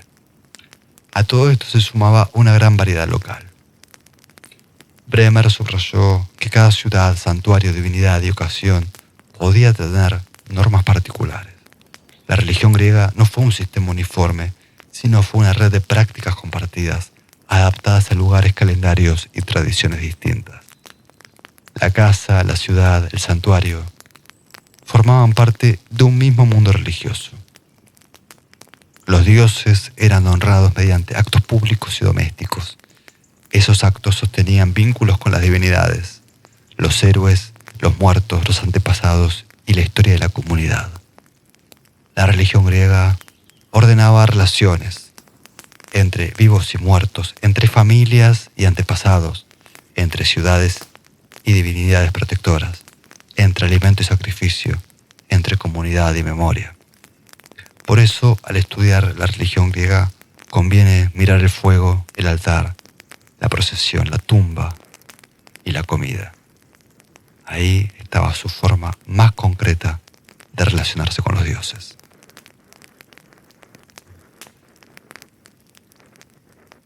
Como sabemos, en la religión griega se celebraban rituales a los que toda la comunidad podría acceder.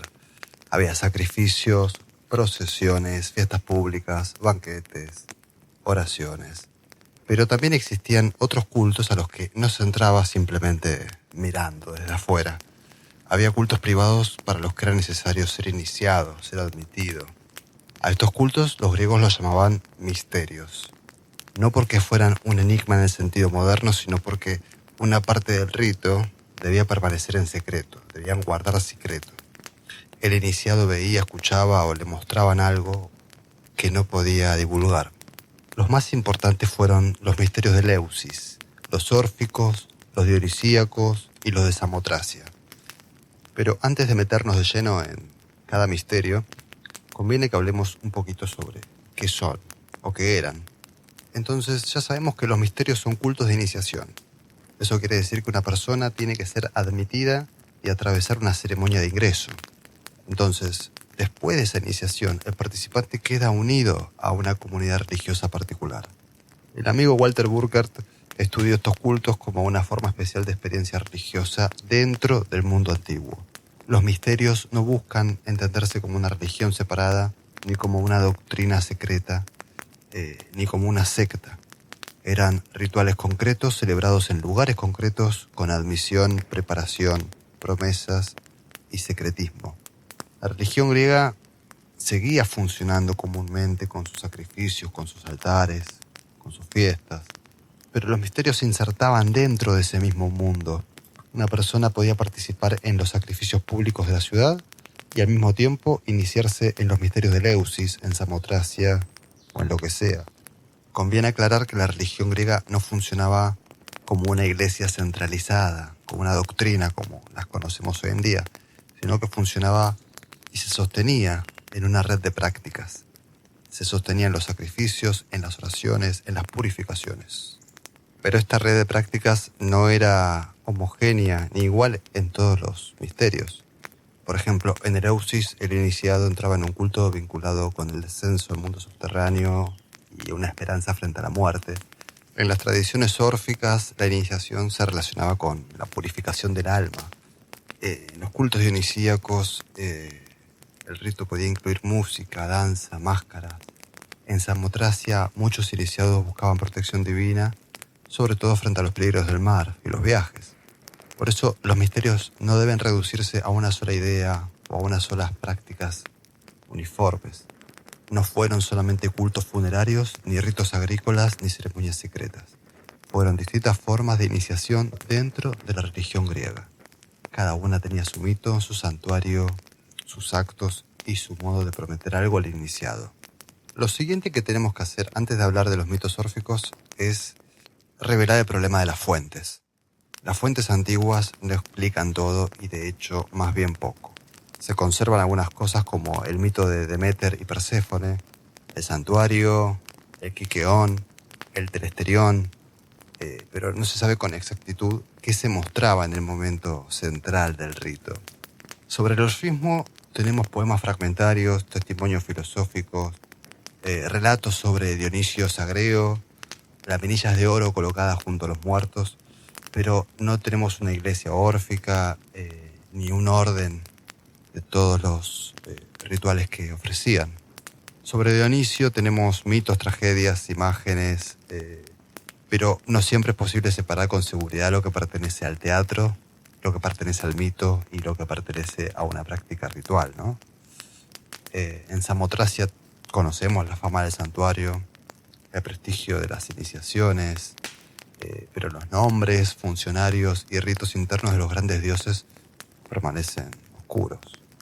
Por eso, cuando hablamos de misterios, conviene trabajar con prudencia y separar tres cosas. Primero, lo que las fuentes dicen con claridad. Segundo, lo que puede reconstruirse con cuidado. Y tercero, lo que pertenece a la especulación moderna. Muchas fantasías modernas han presentado a los misterios como doctrinas del ocultismo, religiones secretas, confabulaciones. Bueno, las fuentes antiguas son más fragmentarias y difíciles de totalizar. Bien, ahora hecho todas las salvedades y advertencias, hablaremos del misterio de Eleusis. Como sabemos, Eleusis era una ciudad cercana a Atenas donde se levantó un santuario consagrado a Deméter, diosa de la agricultura, y a su hija Perséfone, también llamada Core. El mito central está narrado en el himno homérico a Deméter. La historia dice que Core recogía flores cuando vio cómo la tierra se abría. De esa grieta emergió Hades, dios del mundo subterráneo. Él la raptó y la llevó al reino de los muertos. Deméter escuchó el grito de su hija, pero no pudo verla. Entonces comenzó a buscarla por toda la tierra. La diosa preguntaba a todo el mundo desconsolada, sin rastro de su hija.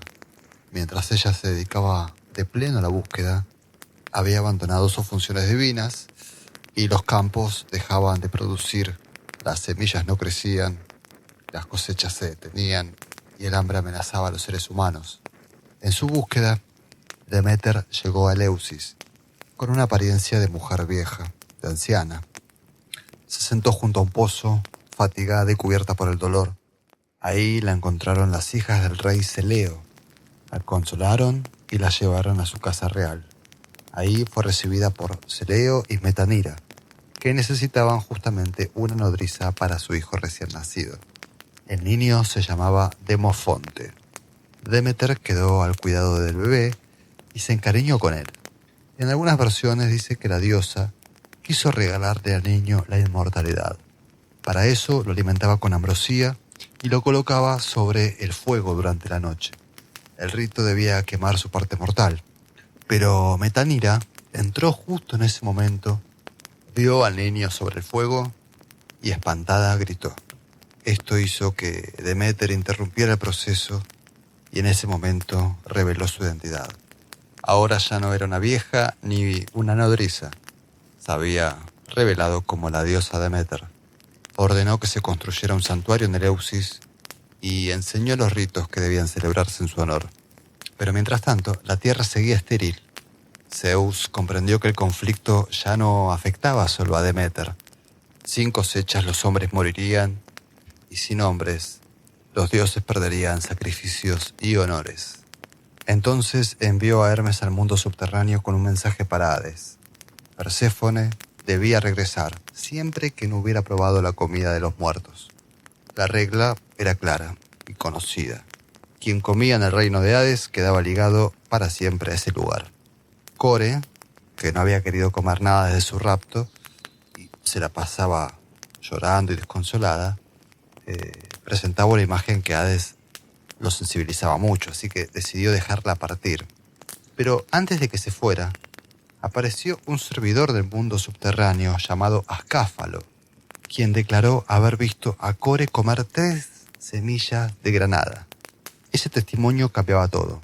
Core podía volver con su madre, pero su regreso ya no podía ser total. Perséfone entonces regresó a Eleusis. Deméter abrazó a su hija, pero la alegría le duró poco. Al enterarse de la granada, comprendió que una parte de Core ahora pertenecía al mundo subterráneo para siempre. Entonces Deméter se negó a levantar la esterilidad de la tierra. Zeus, desesperado, buscó una mediación. Llamó a Rea, su madre, e intervino para alcanzar un acuerdo. Entonces aquí llega el famoso trato. Core pasaría 3 meses al año en compañía de Hades como reina del Tártaro, con el título de Perséfone, mientras que los 9 meses restantes los pasaría con Deméter. Deméter aceptó finalmente, y la tierra volvió a producir. Antes de abandonar Eleusis, Deméter enseñó sus ritos a figuras vinculadas al santuario, como Celeo, Eumolpo y Triptólemo. A Triptólemo le entregó el grano y el conocimiento de la agricultura. En algunas tradiciones también le dio un carro tirado por serpientes para recorrer el mundo y enseñar a los hombres a sembrar. Desde entonces, Perséfone pasa una parte del año con Hades y otra parte con Deméter. Cuando Perséfone vuelve, la tierra florece y cuando desciende, la vegetación se apaga. Este mito daba el marco religioso de Eleusis. No hablaba solamente del ciclo agrícola, también hablaba de una hija perdida, una madre que no acepta la separación y un descenso al mundo de los muertos. Perséfone vuelve, pero no vuelve igual. Ha probado el alimento de Hades y su retorno queda marcado por la ley subterránea. Por eso Eleusis podía vincular agricultura, muerte y esperanza. Los ritos eleusinos tomaban ese relato y lo convertían en una secuencia ritual. Había una preparación previa. Los participantes debían purificarse y realizar ciertos actos establecidos y cumplir condiciones antes de llegar al santuario. Después estaba la procesión desde Atenas hasta Eleusis por la vía sagrada. Llevaba a los iniciados hacia el lugar donde supuestamente Deméter había buscado a su hija y donde, según el mito, había enseñado sus conocimientos. Durante el camino se pronunciaban fórmulas y se llevaban objetos sagrados vinculados al culto. También aparece el Kikeón, una bebida hecha con agua, cebada y póleo. En el himno homérico a Deméter, la diosa acepta esa bebida después de rechazar el vino. En Eleusis se representa ese acto. El momento central ocurría en el Telesterión, el gran edificio de la iniciación. Las fuentes antiguas hablan de que se dicen cosas, de que se muestran y se hacen cosas. No sabemos con exactitud qué es lo que se mostraba. La etapa más alta de la iniciación se llama epopteía, palabra relacionada con la idea de ver. El iniciado llegaba a un momento en el que algo era mostrado dentro del santuario, pero las fuentes no lo describen de manera directa, así que no lo sabemos. Sin embargo, tenemos un amigo llamado Kevin Clinton que en sus estudios sobre Eleusis trabajó especialmente con inscripciones y testimonios del santuario. Su investigación permite ver que Eleusis no era una tradición vaga ni una fantasía literaria, sino que era una institución religiosa concreta. Tenía funcionarios, familias sacerdotales, normas, etapas rituales y una relación muy estrecha con la ciudad de Atenas. También el amigo Burkhardt nos advierte que no conviene reducir Eleusis a una doctrina secreta sobre el más allá. Lo que sabemos apunta más bien a una combinación de mito, preparación, palabras rituales y una experiencia celebrada dentro del santuario. Las fuentes antiguas sí coinciden en algo. La iniciación eleusina cambiaba la manera de enfrentar la muerte. El himno homérico a Deméter dice que es feliz quien ha visto estos ritos, porque quien no participa de ellos no tendrá el mismo destino después de morir. No sabemos todos los detalles de esa promesa, pero sí sabemos que Eleusis ofrecía una esperanza religiosa apoyada en el mito de Deméter y Perséfone. Y el iniciado, al participar del culto, entraba en una historia donde la muerte no era anulada, pero sí quedaba unida a una posibilidad de regreso como la fertilidad y la continuidad. Bien, continuaremos con el orfismo. El orfismo proviene de Orfeo, ¿no? Aquel músico mítico que todos conocemos. Se dice que su canto era tan dulce que podía conmover a los animales, a los árboles y hasta las piedras mismas. La historia más conocida cuenta que su esposa, Eurídice, murió por una mordedura de una serpiente. Orfeo entonces decidió descender al mundo de los muertos para buscarla. Cantó ante Hades y Perséfone y su música logró lo imposible. Los dioses aceptaron devolverla a la vida a Eurídice, pero había una condición. Orfeo debía caminar delante de ella y no mirar hacia atrás hasta salir del mundo subterráneo. Orfeo avanzó. Eurídice lo seguía detrás. Pero cuando ya estaban cerca de la salida, dudó. Miró hacia atrás y la perdió por segunda vez. Ese mito convirtió a Orfeo en una figura especial. Era el poeta que había bajado al inframundo, había visto el mundo de los muertos y había regresado. Por eso su nombre quedó asociado a poemas sagrados, ritos de purificación y enseñanzas sobre el destino del alma. A ese conjunto de tradiciones se lo llama orfismo. El amigo Martin West estudió bastante estos temas. Nos dice que no hay que imaginar un libro órfico como si existiese un canon y una doctrina unificada. Lo que tenemos son relatos, poemas, prácticas que han circulado en distintos contextos. Una parte importante del orfismo fue su manera de contar el origen del mundo. Lo habíamos mencionado antes, pero recordemos que en esta versión al principio está la noche, Nix, y de la noche aparece un huevo cósmico. De ese huevo cósmico nace Fanes, el resplandeciente, también llamado protógono, el primer nacido. Fanes es una primera luz divina. A partir de él se despliegan las generaciones de los dioses, ¿no? Este relato se diferencia de la teogonía de Hesíodo, porque Hesíodo comienza con Caos, con Gea, con Tártaro y con Eros. Otro mito importante para entender el orfismo es el de Dioniso Sagreo. Según esta tradición, Zeus engendra a Dioniso y lo destina a un lugar privilegiado. Pero Hera, enemiga de los hijos ilegítimos de Zeus, incita a los titanes contra el niño. Los titanes se acercan con juguetes, un espejo, una tabla, unas pelotas. El niño se distrae y entonces los titanes lo atacan, lo despedazan y consumen sus restos. Zeus, al descubrir el crimen, obviamente lo fulmina con un rayo. Y de estas cenizas nace la humanidad. El mito explica una condición doble del ser humano porque por un lado los hombres proceden de los titanes, marcados por la violencia y la culpa, y por otro conservan una parte de Dioniso, divina, porque los titanes habían comido al niño divino antes de ser fulminados. De ahí viene una de las ideas más fuertes de la tradición órfica. El ser humano tiene una parte titánica y una parte divina. La vida humana queda ligada a una falta antigua, pero también a una posibilidad de purificación. En este sentido, el orfismo dio lugar central al alma. El alma podía tener un origen divino, cargar una impureza y necesitar purificación. La vida no terminaba simplemente con la muerte del cuerpo, sino que el alma seguía un camino y debía prepararse para ese tránsito. Por eso las prácticas órficas podían incluir iniciaciones, abstinencias, fórmulas sagradas, modos de vida y ritos de purificación. Platón ya lo menciona en varios pasajes a personas que ofrecían purificaciones, ritos, libros atribuidos a Orfeos. A veces lo hace con tono crítico, por supuesto, que Platón se reía de todo esto. Pero este dato sirve para ver cómo estas prácticas circulaban en el mundo griego y que no todos las miraban del mismo modo. El testimonio más concreto son las laminillas órficas de oro. Son unas pequeñas placas que se encontraron en excavaciones arqueológicas colocadas junto a los muertos. Se han encontrado en distintas tumbas del mundo griego, especialmente en el sur de Italia, en Creta y en Tesalia. Estas tablillas se encontraron inscripciones donde indicaban qué camino debían tomar el muerto en el más allá. Otras advertían qué fuente debían evitar y de cuál podía beber. Otras daban palabras para presentarse ante los guardianes del mundo subterráneo. En algunas fórmulas el alma declara un origen divino. El muerto llevaba estas frases, estas señales, como parte de la memoria de su iniciación.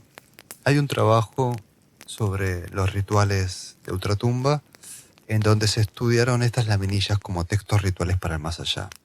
La importancia está en que demuestran una preocupación práctica, ¿no? Cuando alguien se muere, ¿qué es lo que debe decir? ¿Y qué es lo que el alma debe hacer después de morir? Ahí se ve con claridad la diferencia con otros aspectos de la religión griega, en donde, por ejemplo, la ciudad podía honrar a los muertos con ofrendas y memoria familiar, Pero las laminillas órficas muestran otra expectativa. El alma iniciada podía reconocer un camino especial y encontrar un destino mejor de ultratumba. El orfismo puso en primer plano una pregunta decisiva en los iniciados. ¿Qué ocurre con el alma después de la muerte y cómo debe prepararse para ese viaje? Bien, continuaremos con Dionisio y los misterios. Los misterios dionisíacos estaban vinculados, por supuesto, que a Dioniso, dios del vino, del éxtasis, del teatro, entre tantas otras cosas. Dioniso no era solo un dios de la embriaguez, como algunos quieren creer, sino que en la religión griega el vino podía formar parte de una experiencia ritual y de orden superior. La música, la danza, la noche, el canto colectivo podían sacar al participante de su estado habitual. Una de las historias más conocidas cuenta que Dioniso era hijo de Zeus y Sémele, una mujer mortal, por supuesto. Al parecer, Zeus la quería mucho a Sémele y le prometió concederle cualquier deseo. Cuando Hera se entera de que Sémele estaba embarazada, se disfraza de mortal y la engaña diciéndole que ella no era tan importante para Zeus y que al ser mortal no podría amar nunca como aman los dioses. Sémele, con esto en mente, le pide a Zeus que se muestre con su verdadera forma. Pero acá está la trampa, porque como Zeus había prometido concederle cualquier deseo, no pudo negarse. Entonces no tuvo más remedio que presentarse ante ella con su apariencia divina, lo que provocó que Sémele muriese fulminada. Como sabemos, los dioses siempre se presentan ante los humanos disfrazados o transformados porque los humanos no pueden resistir la presencia ante la divinidad. Zeus, acongojado, decidió salvar al niño que llevaba Sémele en su vientre, así que lo extirpó y lo cosió en su muslo hasta completar la gestación. Por eso se dice que Dioniso nació 2 veces, primero de una madre mortal y después del cuerpo de Zeus. Esta doble condición explica parte de su lugar religioso. Dioniso está vinculado al nacimiento, a la muerte, al ocultamiento y al regreso. Aparece como un dios que cruza límites, humano, divino, ciudad y monte. Aunque Dionisio Sagreo ya apareció en las tradiciones órficas, los cultos dionisíacos no se reducen solo a ese mito. Aquí Dioniso aparece sobre todo como el dios de la presencia ritual, la música, el vino, la danza y el éxtasis. A propósito, el término éxtasis significa salida de sí. En el contexto dionisíaco, señala un estado ritual en el que el participante abandona por un momento su vida ordinaria para ingresar a otro estado de conciencia superior. Otro término que se utiliza mucho es entusiasmo. Entusiasmo, dice llanamente. Significa estar lleno del Dios. En cultos como estos, la presencia de Dioniso podía sentirse en el cuerpo, en la voz, en el movimiento y en el espíritu de comunidad reunida. Aunque quizás todas estas sensaciones sean propiciadas por el vino en sí mismo. Los cultos dionisíacos podían incluir procesiones, música de flautas, tambores, danzas, celebraciones nocturnas principalmente. Las mujeres asociadas al dios recibían el nombre de Ménades o bacantes. Eurípides nos cuenta otro episodio relativo a Dionisio en su tragedia Las Bacantes. Todo comienza con Dioniso llegando a Tebas. Decide regresar a la ciudad donde había muerto su madre, Sémele, y viene a reclamar reconocimiento para que lo adoren como un nuevo dios. Pero no todos creían que Sémele había sido amante de Zeus y que había muerto abrazada al ver al dios en su forma divina. Las hermanas de Sémele dijeron que ella había mentido, que Zeus no era el padre de su hijo y que su muerte había sido un castigo por esa mentira. Entonces Dioniso llega para limpiar el nombre de su madre y para imponer su culto en Tebas. Pero no aparece ante todos con su forma divina, sino que llega disfrazado como un extranjero, como un acólito de su propio culto. Trae consigo los signos dionisíacos propios, el cabello largo, el tirso, la música, el entusiasmo y el llamado del dios. Las mujeres de Tebas los siguen y abandonan la ciudad. Se instalan en el monte Citerón y se entregan al culto de Dioniso. Entre ellas están las hermanas de Sémele, o sea, las tías de Dioniso, y también está Ágave, la madre de Penteo, el rey de Tebas. Penteo, por supuesto, que rechaza todo esto, porque se representa a Penteo como un rey preocupado por el orden de la ciudad, por las tradiciones y por la mesura. Desde su punto de vista, el culto de Dionisos siempre parece una amenaza, Las mujeres han salido de sus casas, han dejado la ciudad para reunirse en el monte. Entre ellas hay matronas y mujeres de familias importantes y respetuosas. Lo que Ponteo ve no es una novedad religiosa, sino un comportamiento licencioso, una pérdida de control doméstico y una ruptura del orden público. Penteo entonces ordena apresar al extranjero. Los guardias lo llevan ante el rey, pero el prisionero no parece asustado. Dioniso, todavía disfrazado como servidor de su propio dios, responde con calma. No discute como un rebelde y tampoco suplica. Habla como alguien que sabe que Penteo no entiende lo que tiene delante. Penteo lo interroga. Quiere saber de dónde viene ese culto, qué hacen las mujeres en el monte y quién le dio permiso para introducir esos ritos en Tebas. Dioniso no revela su identidad. Habla del dios como si fuera otro. Le dice que Dioniso está cerca, que ve lo que ocurre y que no puede ser encadenado por la fuerza. Penteo no escucha y ordena encerrarlo. Pero el encierro fracasa. Dioniso se libera sin esfuerzo de la prisión y le dice que puede ir a ver a las mujeres en el Citerón. Puede observar lo que las bacantes hacen lejos de la ciudad. Puede comprobar con sus propios ojos aquello que tanto condena. Penteo acepta, pero Dioniso agrega una condición más. Para acercarse sin ser descubierto necesita disfrazarse.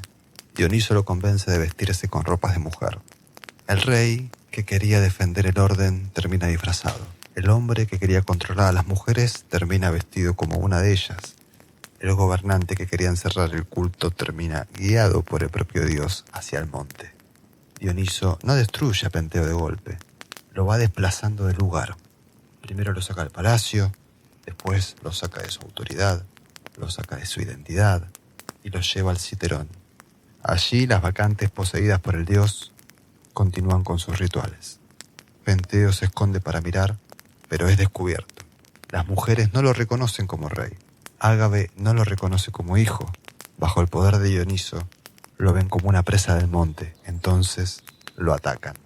Penteo intenta hablarle a su madre, intenta reconocer, pero Ágave ya no ve a Penteo, sino ve a un animal para la caza. Las bacantes lo despedazan.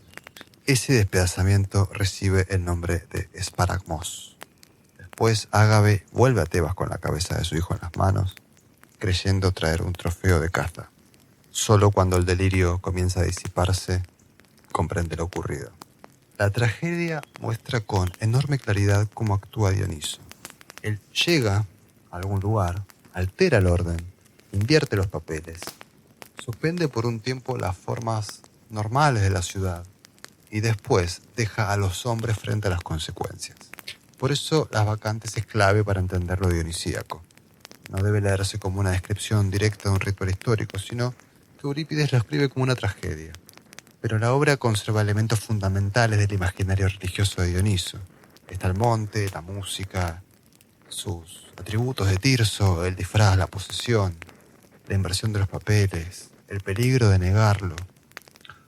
Walter Burkert hizo un estudio interesante a Dioniso y nos comenta que Dioniso era una divinidad integrada en la religión de la ciudad. Era oficial, pero sus actos podían llevar a la ciudad hacia sus bordes, hacia sus partes más ocultas. Dioniso tenía fiestas públicas, teatro, procesiones, pero su presencia abría un espacio donde el orden cotidiano quedaba suspendido. Entonces, Dioniso no representa simplemente el desorden, tampoco. Sus fiestas y sus ritos abrían una pausa dentro del orden común. Durante esa pausa podían aparecer la música, el vino, el teatro, la noche, el entusiasmo, la inversión de roles. Después la ciudad volvía a su forma habitual. Pero siempre la ciudad reconocía una fuerza que excedía a la familia, a la ley o al gobierno. Por eso los misterios dionisíacos no deben pensarse solo como fiestas del vino. El vino era una parte del culto.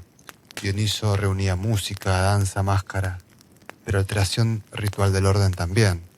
En Dioniso el centro estaba en la llegada del dios y en la transformación momentánea de quienes participaban en su culto.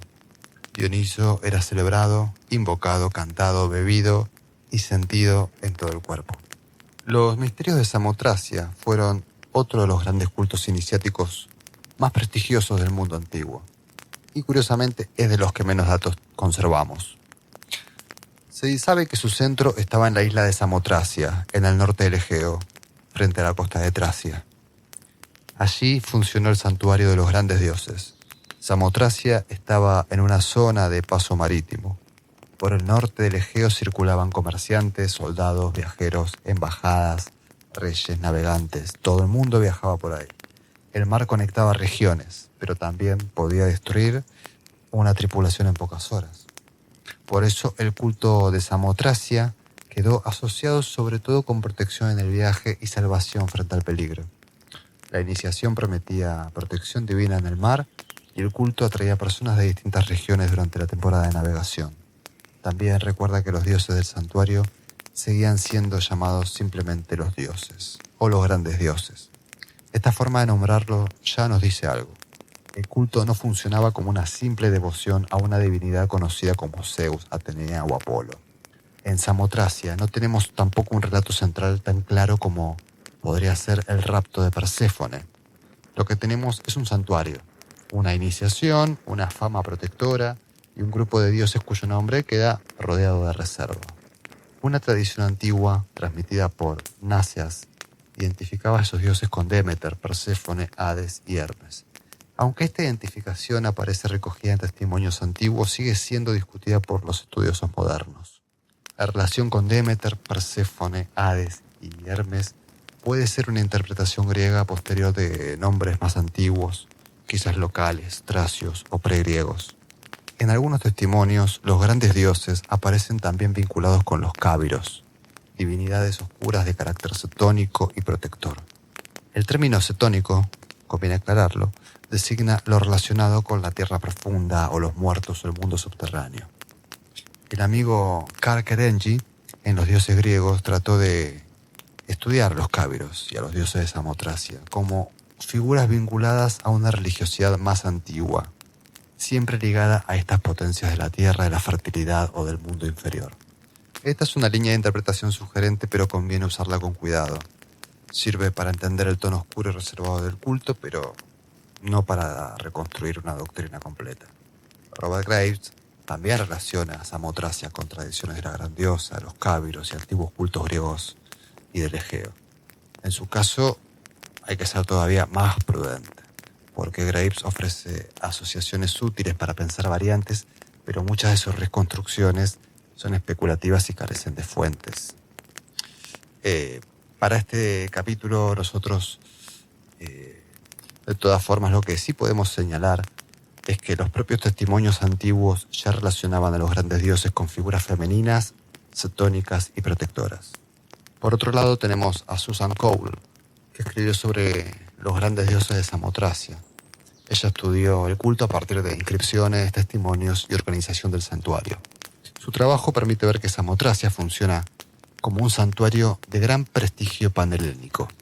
Había iniciados de distintas regiones y una presencia importante en época helenística y romana. Una de las diferencias más claras con Eleusis era el acceso. En Eleusis la iniciación estaba ligada a un calendario cívico y a una relación fuerte con Atenas. En Samotracia la iniciación era más flexible. Las fuentes modernas sobre el santuario señalan que podía realizarse durante la temporada de navegación, aproximadamente entre abril y noviembre. Eso tiene sentido si consideramos que la isla recibía viajeros mientras el mar permitía llegar. También se sabe que era un culto relativamente abierto. Podían iniciarse hombres y mujeres, griegos y no griegos, libres y esclavos. Esa amplitud aparece destacada en los estudios modernos sobre el santuario y ayuda a entender su difusión. Samotracia no dependía de pertenecer a una sola ciudad. Un viajero podía llegar, iniciarse y llevar consigo la protección de los grandes dioses. También tenemos las fuentes que hablan sobre grados de iniciación. El primer grado era la miesis, la iniciación propiamente dicha. Luego podía existir una etapa superior llamada epopteía, relacionada con una visión o una revelación más alta. Ya lo hemos hablado en los misterios anteriores.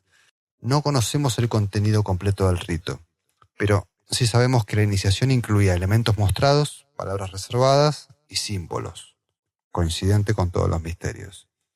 Heródoto, que fue un iniciado de Samotracia, menciona una revelación relacionada con imágenes fálicas de Hermes o Cadmilo. Este detalle nos sugiere que la iniciación no consistía solo en una oración general por protección, sino en una explicación ritual de símbolos propios del santuario. Hay dedicatorias de personas que agradecían a los grandes dioses después de salvarse en el mar. Hay inscripciones de ofrendas de salvamiento. El culto prometía ayuda, no solamente una enseñanza. Por otro lado, tenemos la rotonda de Arsínoe II, una de las construcciones más monumentales del lugar. Todavía nos muestra la importancia política y dinástica que llegó a tener Samotracia en época helenística. Las excavaciones americanas describen la rotonda como el mayor espacio circular cubierto del mundo griego, construida con mármol de Tasos y decorada con motivos sacrificiales. Esto ayuda a corregir una imagen equívoca. Samotracia no era solo un culto en una isla remota, era un santuario prestigioso. Tenía arquitectura monumental, circulación internacional e iniciados de diferentes condiciones sociales. Bona Westcott estudió el santuario desde la arquitectura y el movimiento ritual. En su trabajo sobre el ir y venir dentro del santuario de los grandes dioses, muestra que el espacio mismo organizaba la experiencia. Entradas, recorridos, terrazas, edificios y desniveles guiaban al participante dentro del paisaje sagrado. Con esto podemos imaginar el culto de manera más concreta. El iniciado no entraba en una sala cualquiera o en una cueva. Llegaba a una isla montañosa del norte del Egeo, subía hacia un santuario ubicado en un paisaje abrupto. Luego entraba en un conjunto de edificios donde había sacrificios, procesiones, juramentos, símbolos, revelaciones y probablemente alguna sustancia embriagadora. Salía de allí con una promesa de protección. Samotracia muestra otra forma de misterio. Samotracia respondía a la necesidad de atravesar el peligro. Por eso su culto tuvo tanta fuerza entre navegantes, soldados, comerciantes y viajeros. En el mundo griego viajar por mar era una práctica diaria y un riesgo muy alto. Los grandes dioses ofrecían protección allí donde la ciudad, la familia y la técnica humana no alcanzaban. Como hemos visto, los misterios griegos no formaban una religión unificada ni una doctrina organizada. Eran cultos iniciáticos diferentes entre sí, con sus santuarios, relatos, ritos y sus promesas propias. Eleusis estaba vinculada a Deméter y Perséfone. Allí la iniciación ofrecía una esperanza frente a la muerte, apoyada en el ciclo de la tierra y en el retorno de Perséfone. El orfismo puso el acento en el alma. A partir de Orfeo, de los poemas sagrados, del mito de Dionisio Sagreo y de las laminillas de oro, algunos iniciados pensaban la muerte como un viaje que requería preparación, purificación y palabras precisas para el más allá. Samotracia respondía a otra necesidad. Sus grandes dioses ofrecían protección en el viaje, especialmente frente al mar. En una isla del norte del Egeo por donde circulan navegantes, comerciantes, soldados, la iniciación prometía ayuda allí donde la técnica humana, como dijimos, no alcanzaba. Por eso los misterios no pueden reducirse con una sola idea. No fueron solamente cultos funerarios, no fueron ritos agrícolas, ni celebraciones extáticas, ni ceremonias secretas. Fueron distintas formas de participar en una relación más reservada y directa con los dioses. Cada misterio respondía a una preocupación concreta: la muerte, el alma, el cuerpo, el viaje, la purificación o la esperanza. Hesíodo cuenta que al principio nació caos. Conviene detenerse un momento en esta palabra porque hoy solemos usar caos como sinónimo de desorden, confusión o desastre. Pero en Hesíodo el caos se entiende como abertura, hueco, abismo o espacio primordial. Para Ovidio, en las Metamorfosis, se presenta el caos como una masa informe, pesada, sin orden claro, donde todavía están mezcladas las semillas de las cosas. Esa es una versión romana posterior, muy influyente, pero distinta de la versión hesiódica. En Hesíodo, caos abre el relato como una primera hendidura del mundo. Después aparece Engea, la tierra amplia y firme, Tártaro, la región profunda situado bajo la tierra. Y Eros, en último lugar, aparece como la fuerza del deseo y de la unión. Eros todavía no es el bebé alado de las imágenes tardías. En esta etapa del mito, Eros es una fuerza primordial. Es una potencia que hace que las demás fuerzas se atraigan entre sí y permite que el mundo siga generándose. Para Graves esto es fundamental porque instala la sensación de deseo. Entonces, de caos nace Erebo, la oscuridad profunda, y Nix, la noche. De la unión de Nix y Erebo nacen Éter, la claridad superior, y Émera, el día. Gea, por su parte, engendra por sí sola a Urano y también engendra a Ourea, las montañas, y a Ponto, el mar. En esta primera etapa, varias potencias se engendran sin unión sexual. Gea, por ejemplo, produce a Urano, a las montañas y al mar. Nix también engendra por sí sola una serie de divinidades oscuras, como el sueño, la muerte, el destino, el engaño, la vejez, la discordia y otras figuras semejantes. Después empiezan las grandes uniones entre potencias. Gea ocupa un lugar central. Es la tierra donde se asientan las generaciones divinas. De ella salen regiones enteras del mundo. El cielo, las montañas, el mar, sale todo de Gea. Luego se une a Urano y dará origen a la primera generación de dioses. Gea y Urano forman la primera pareja cósmica. De esa unión nacen los titanes y las titánides: Océano, Seo, Crío, Hiperión, Jápeto, Crono, Tía, Rea, Temis, Nemósine, Febe y Tetis. Los titanes son dioses anteriores a los olímpicos, son una generación más antigua y están vinculadas a grandes fuerzas del cosmos y la naturaleza. Después nacen los cíclopes. En la tradición hesiódica se llaman Brontes, Estéropes y Arges. Son seres poderosos, de un solo ojo, y están asociados al trueno, el relámpago y el rayo. También nacen los hecatónquiros. El nombre significa seres de 100 brazos. Y tenemos también 3, Coto, Briareo y Giges.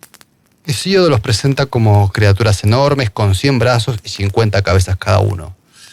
Representan fuerzas desmesuradas, difíciles de gobernar. Y aquí es donde comienza el conflicto. Porque Urano rechaza a sus propios hijos. Ve a su descendencia demasiado peligrosa y al tiempo comienza a tener miedo.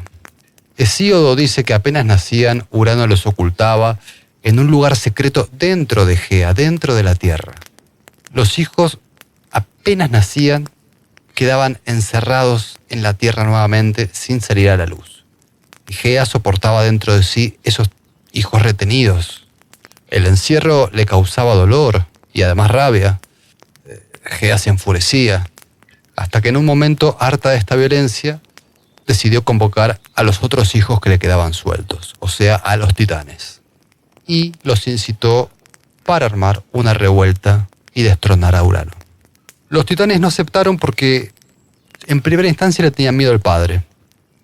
Se mostraban muy reticentes y argumentaron que Urano era demasiado poderoso para ellos.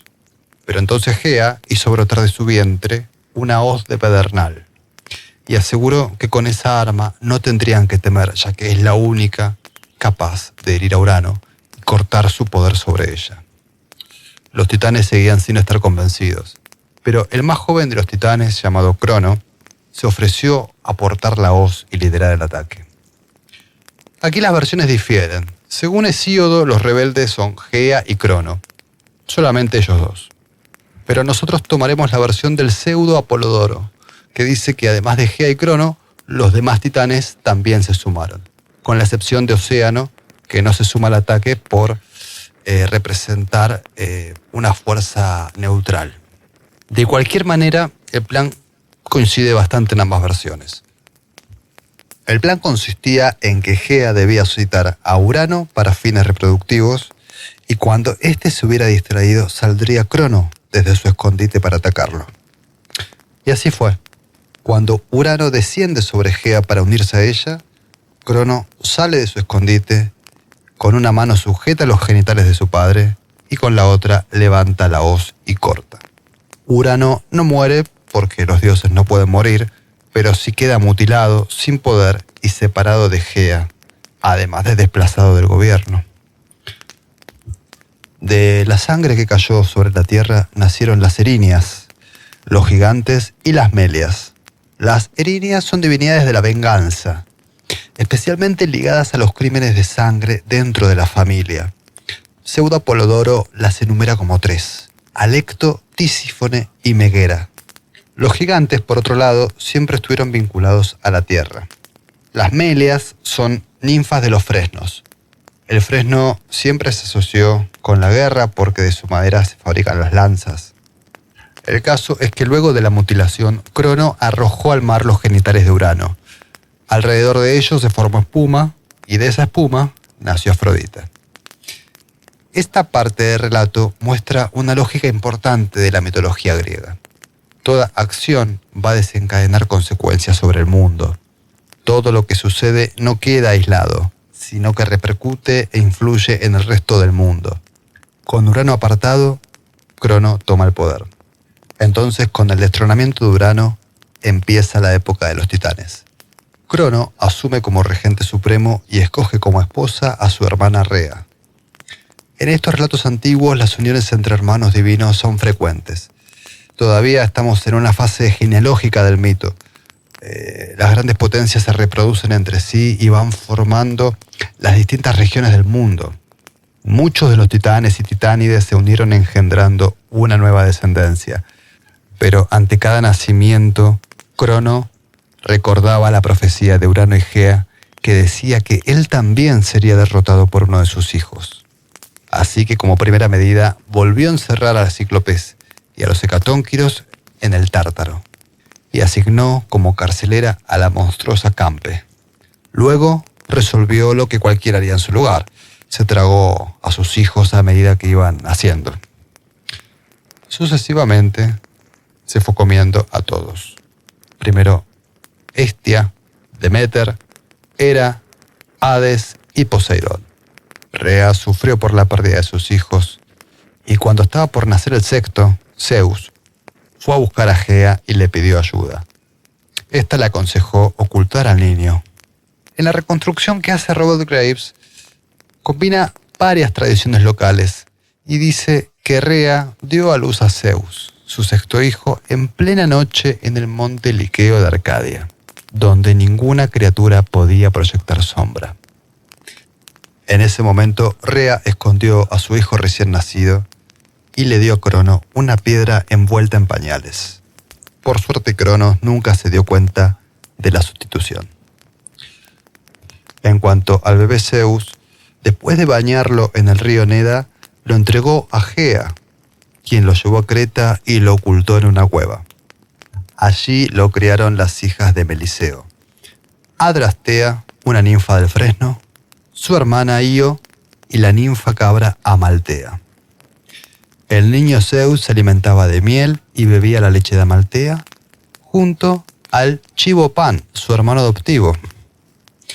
Otros, en otras versiones, dicen que Zeus fue amamantado por una cerda y cabalgaba montado en su lomo, y que perdió su cordón umbilical en Onfalión cerca de Nosos. Pero bueno, se dice que la cuna dorada del niño Zeus colgaba de un árbol para que Crono no lo pudiera encontrar ni en el cielo, ni en la tierra, ni en el mar. Alrededor de la cuna se hallaban los curetes, hombres armados que golpeaban sus lanzas con los escudos y gritaban para silenciar, para ahogar el llanto del niño. Eso hacía que Crono no pudiera oírlo desde lejos. A todo esto, en un momento, Crono se dio cuenta de que el bebé había sido escondido. Entonces comenzó a perseguirlo. Zeus se transformó durante la persecución para poder escapar. Asimismo se transformó en serpiente y a sus nodrizas la transformó en osos. De aquí la constelación de la serpiente y también de las osas. Como sea, Zeus pudo escapar y se fue refugiando en diferentes lugares. Cuando llegó a la edad adulta, entre los pastores del monte Ida, decidió poner en marcha un plan para atacar a Crono. Buscó por todos lados a la Oceánide Metis, asociada siempre a la astucia. Ella vivía junto a la corriente de océano y por consejo suyo fue a visitar a Rea. Rea lo ayudó con el plan. Entonces, Zeus le pidió a Rea que lo nombrase copero de Crono. Él entraría disfrazado y Crono no sospecharía nada. En algunas versiones, Zeus recibió ayuda de Metis, quien preparó una poción emética para que Zeus se la diese de tomar a Crono. Cuando Crono hubo bebido en abundancia, sintió un regurgitar en su estómago y vomitó primeramente la piedra.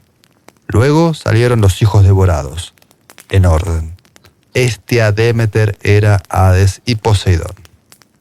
Después de una pequeña escaramuza ahí en el palacio, pudieron escaparse.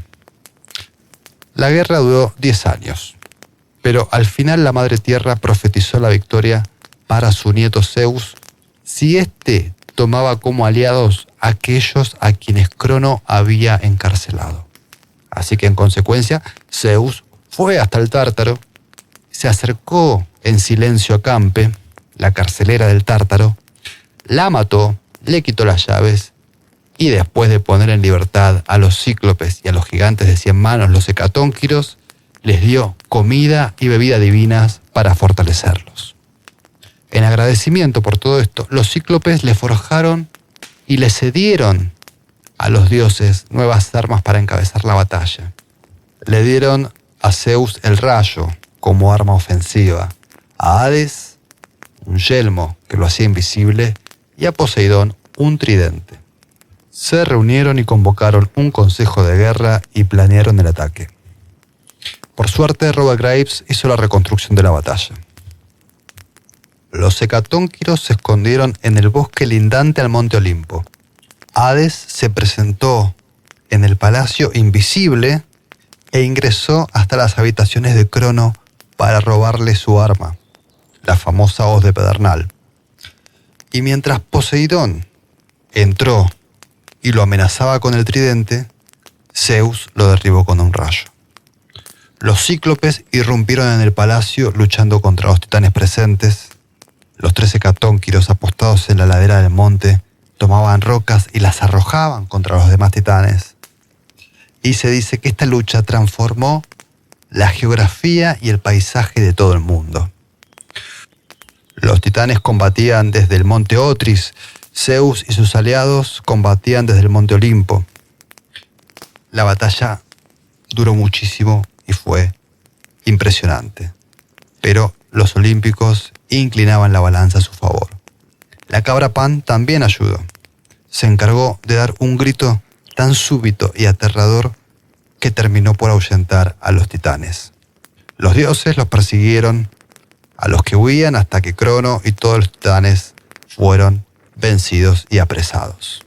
Luego de esto, fueron confinados al Tártaro, pero ahora bajo la guardia de los hecatónquiros.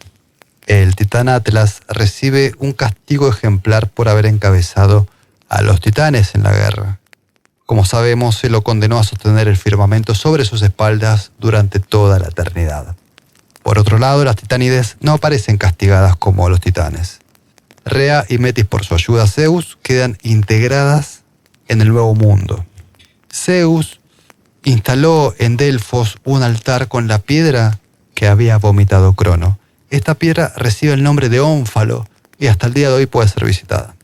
En agradecimiento a sus nodrizas, puso la imagen de Amaltea entre las estrellas como la constelación de Capricornio. También tomó uno de sus cuernos y se lo dio a las hijas de Meliseo. Este cuerno se convirtió en la famosa cornucopia, el cuerno de la abundancia. Como sabemos, este cuerno siempre está lleno de todos los alimentos y bebidas que un poseedor pueda desear. Después de la victoria, Zeus y sus hermanos se distribuyeron el poder. Según Homero, lo echaron a suertes. Zeus recibió el dominio del cielo, Poseidón el mar y Hades el mundo subterráneo. La tierra y el Olimpo quedaron como espacios compartidos en cierto sentido, porque Zeus siempre ocupó la posición de soberano principal. Este reparto debe entenderse como una nueva organización del poder divino, ¿sí? se divide en regiones. Zeus gobierna desde lo alto, Poseidón las aguas y Hades el reino de los muertos y el inframundo, el mundo subterráneo. Cada dios recibe un ámbito propio, cada región del cosmos queda vinculada a una autoridad que ordena y administra. Este reparto funda un nuevo orden encabezado por Zeus, pero compartido por los dioses de su generación. Zeus establece y dicta las jerarquías, los ámbitos de acción de cada uno, las reglas de convivencia y también distribuye honores y distinciones cuando a él le parece. Zeus es el garante, Zeus es la autoridad de este nuevo orden. Pero su fuerza no depende del rayo exclusivamente, depende de las alianzas.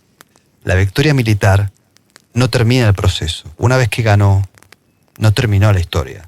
Él debe seguir consolidando su gobierno. Y lo hace mediante uniones.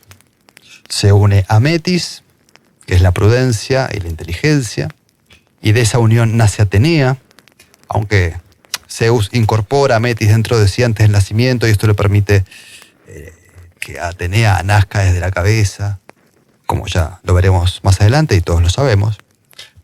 Pero también se une a Temis, que representa la ley y el orden, y esa unión genera el nacimiento de las Horas y de las Moiras, que son las figuras vinculadas al orden, a la justicia y al destino. También se une con Mnemósine, la memoria, y de esta unión nacen las musas, que ya todas las conocemos, que son las divinidades del canto, la poesía, etc. Entonces, con estas uniones, Zeus distribuye y organiza distintas potencias, asigna rangos y ámbitos de acción, establece nuevas funciones y nuevos poderes en el mundo. Zeus administra la prudencia, la ley, la memoria, el destino. Su gobierno se presenta como una estructura más estable que los gobiernos anteriores. Urano había encarcelado a sus hijos, Crono los había devorado. Zeus distribuye funciones y organiza jerarquías. Integra aliados también.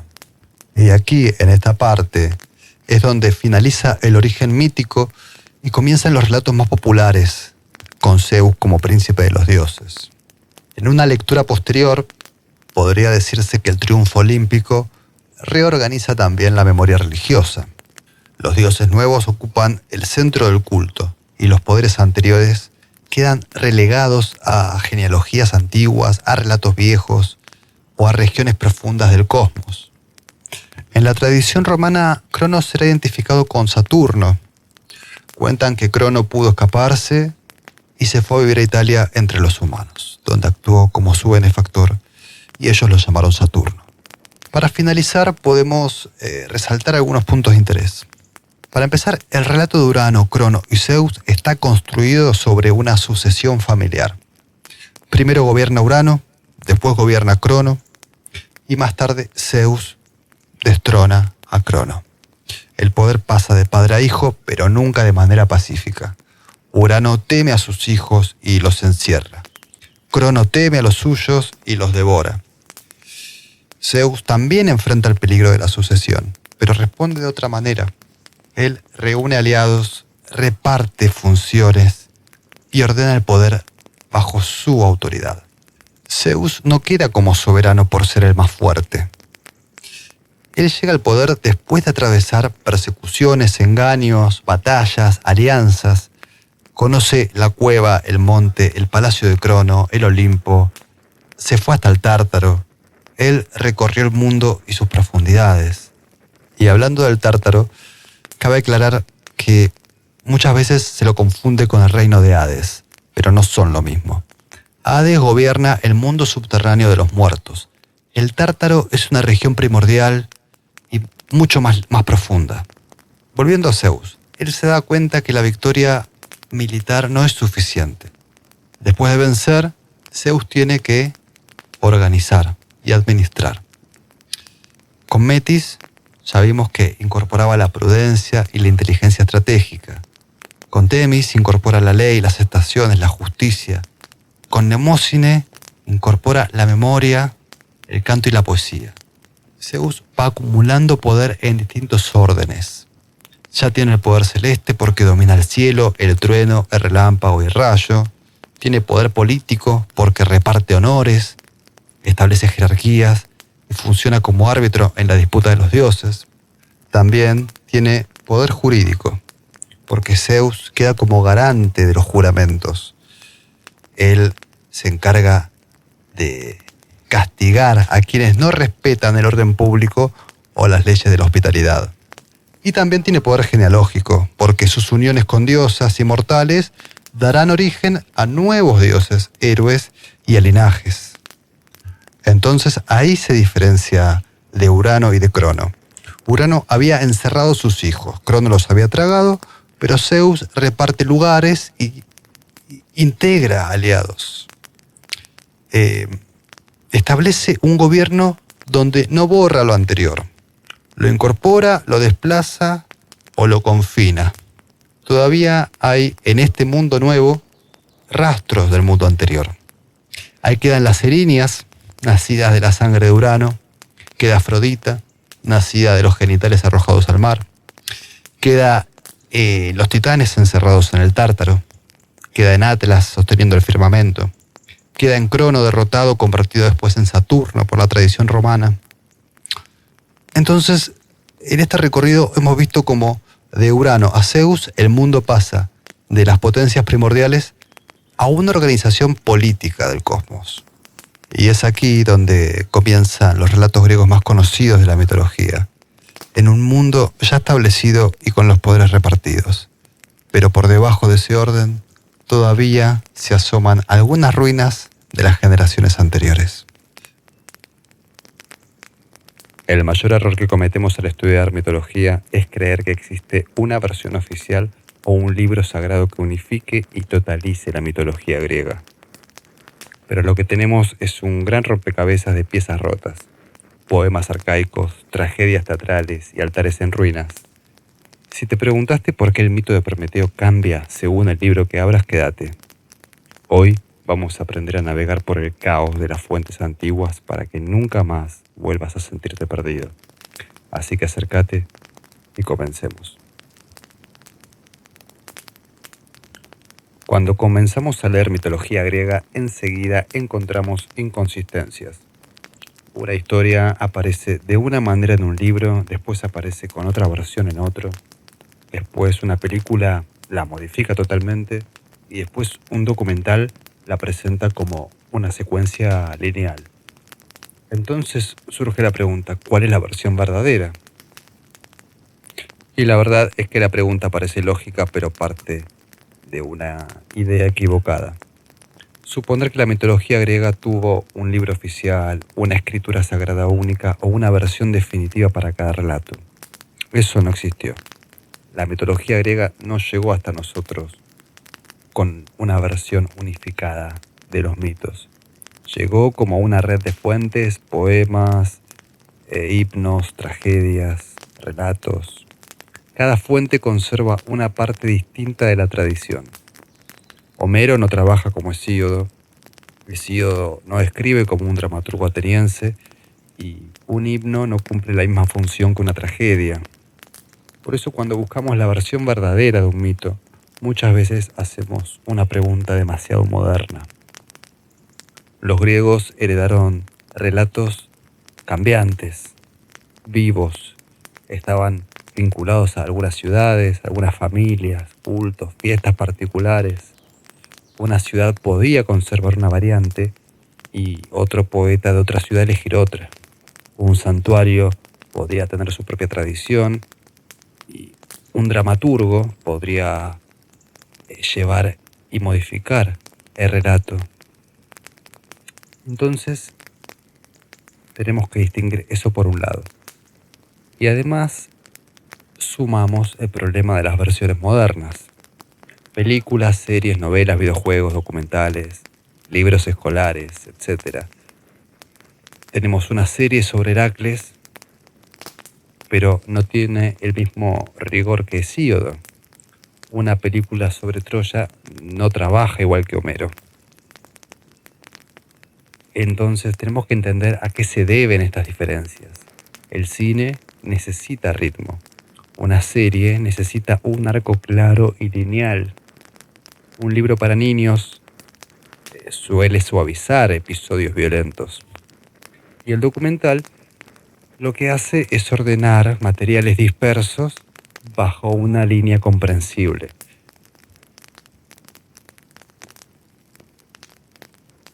Estas adaptaciones pueden tener cierto interés, pero nunca debemos confundirlo con el testimonio antiguo. Las variantes antiguas tampoco son de mucha confianza, porque Afrodita en Hesíodo nace de la espuma del mar. En otra tradición aparece como hija de Zeus y Dione. Prometeo en Hesíodo, por ejemplo, es una figura astuta y problemática, pero en el Prometeo encadenado atribuido a Esquilo aparece como un protector de los humanos castigado por Zeus. Entonces estas diferencias no destruyen la tradición del mito griego, sino que por el contrario la forman.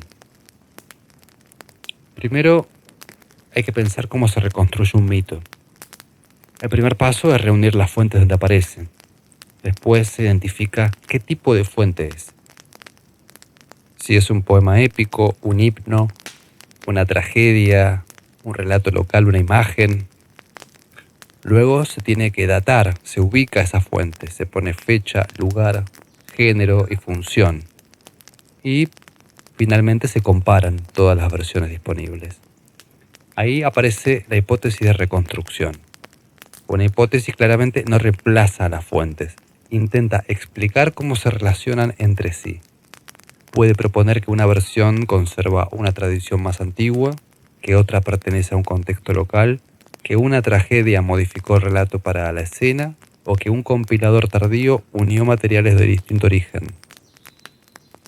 Pero una hipótesis debe sostenerse en evidencia concreta, textos, imágenes, fechas. Y sin evidencia suficiente se trata como una conjetura. Por eso conviene distinguir lo que la fuente dice, lo que puede compararse entre fuentes y lo que los investigadores proponen para explicar esa comparación. En este canal somos muy aficionados a Robert Graves, pero sus hipótesis no pueden usarse como base académica. En muchos casos no cuentan con evidencia suficiente y en otros casos la investigación posterior ha propuesto explicaciones más sólidas o directamente contrarias. Esto no elimina, por supuesto, que para nada su valor literario, pero lo colocaremos en su lugar. Entonces hay que entender que no todas las fuentes sirven para lo mismo. Para resumir, la mitología griega no llegó hasta nosotros como un libro ordenado. Llegó a través de muchas voces antiguas, algunas contradictorias, otras superficiales, pero todas presentan capas distintas de un relato. A continuación repasaremos algunas.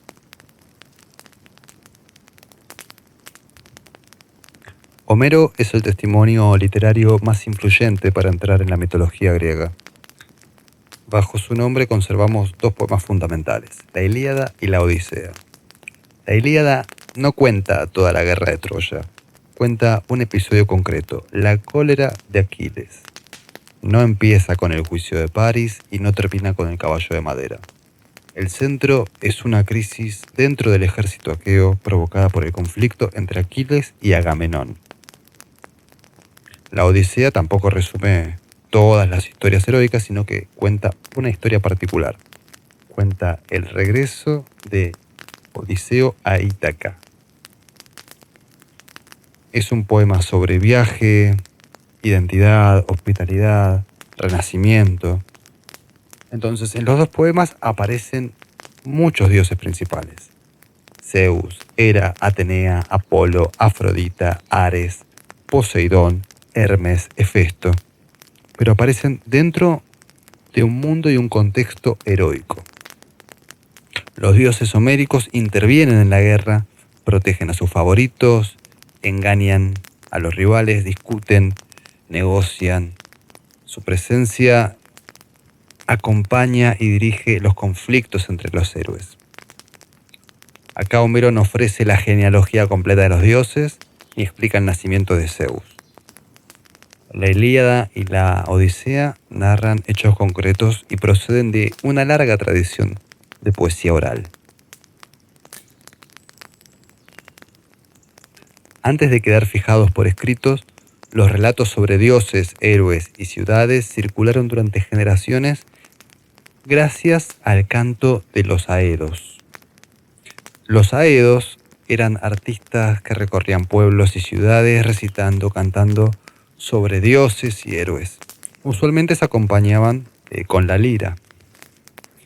Ellos narraban y transmitían de forma profesional la tradición y la mitología antes de que se deje constancia por escrito. La palabra proviene del antiguo griego aidos, que significa cantor o el que canta. A diferencia de los rapsodas, que ellos recitaban textos ya memorizados, los aedos eran creadores, improvisaban versos, por supuesto que utilizando fórmulas fijas, ritmos y melodías para adaptar la historia en cada actuación. Esta tradición produjo fórmulas, escenas típicas, epítetos. Por ejemplo, Aquiles siempre se lo llama el de los pies ligeros, o el rubio, la pirra. Atenea es la de los ojos brillantes, Odiseo el de los muchos recursos. Estas expresiones forman parte de una técnica recursiva que ayudaba a componer, a recordar y adaptar el relato durante la ejecución oral. El amigo Gregor Eneghi, entre otros, desarrolló después la idea de una tradición homérica transmitida que fue repetida, modificada y estabilizada con el tiempo. Entonces, cuando un mito aparece en la Ilíada o en la Odisea, no estamos necesariamente ante la versión original. Estamos ante una versión épica consagrada y repetida por la tradición poética. Homero es importante para Troya, pero no narra toda la historia ni todas las versiones. Por ejemplo, para estudiar el origen del mundo, las primeras generaciones o la sucesión de Urano, Crono y Zeus, debemos pasar por Hesíodo.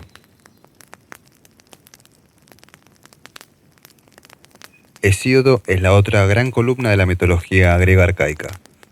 Sus obras principales son la Teogonía y Trabajos y Días. La cronología exacta no es segura, pero suele ubicarse entre fines del siglo VIII y comienzos del siglo VII, antes de nuestra era, por supuesto.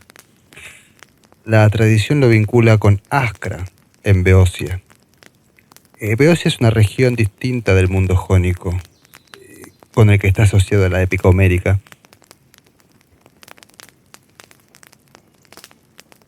Beocia se encuentra en la región occidental de lo que podríamos entender como la Grecia.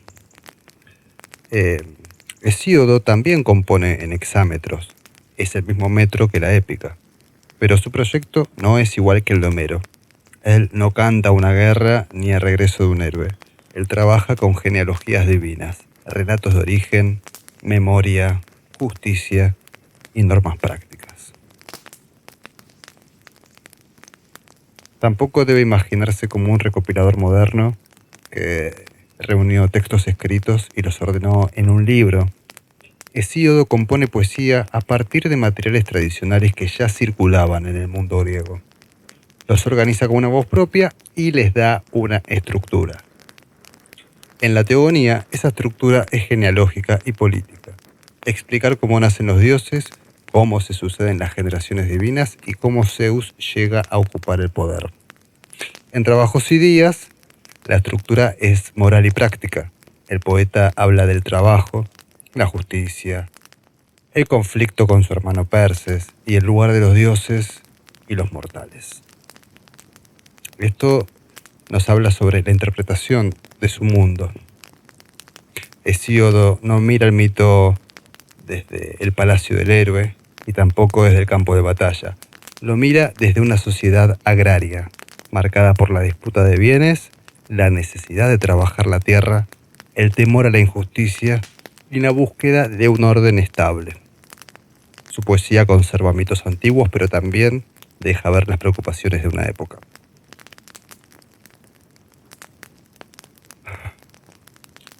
La teogonía es una fuente decisiva para conocer el origen del cosmos y la genealogía de los dioses. Allí se organiza la mitología como una historia de generaciones, de violencia y de sucesión de poder.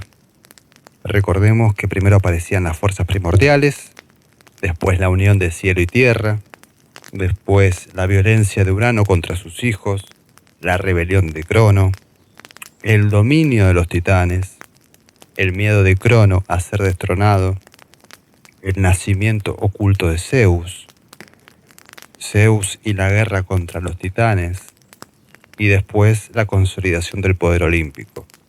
Esta sucesión tiene una lógica política y religiosa. Explica cómo el poder de Zeus llega a imponerse sobre las generaciones anteriores. En los trabajos y los días se abarca la historia de Prometeo, Pandora y las edades del hombre. Allí aparecen el engaño del sacrificio, el robo del fuego sagrado, el castigo de Zeus, la creación de Pandora y la sucesión de las edades de oro, plata, bronce, héroes y hierro.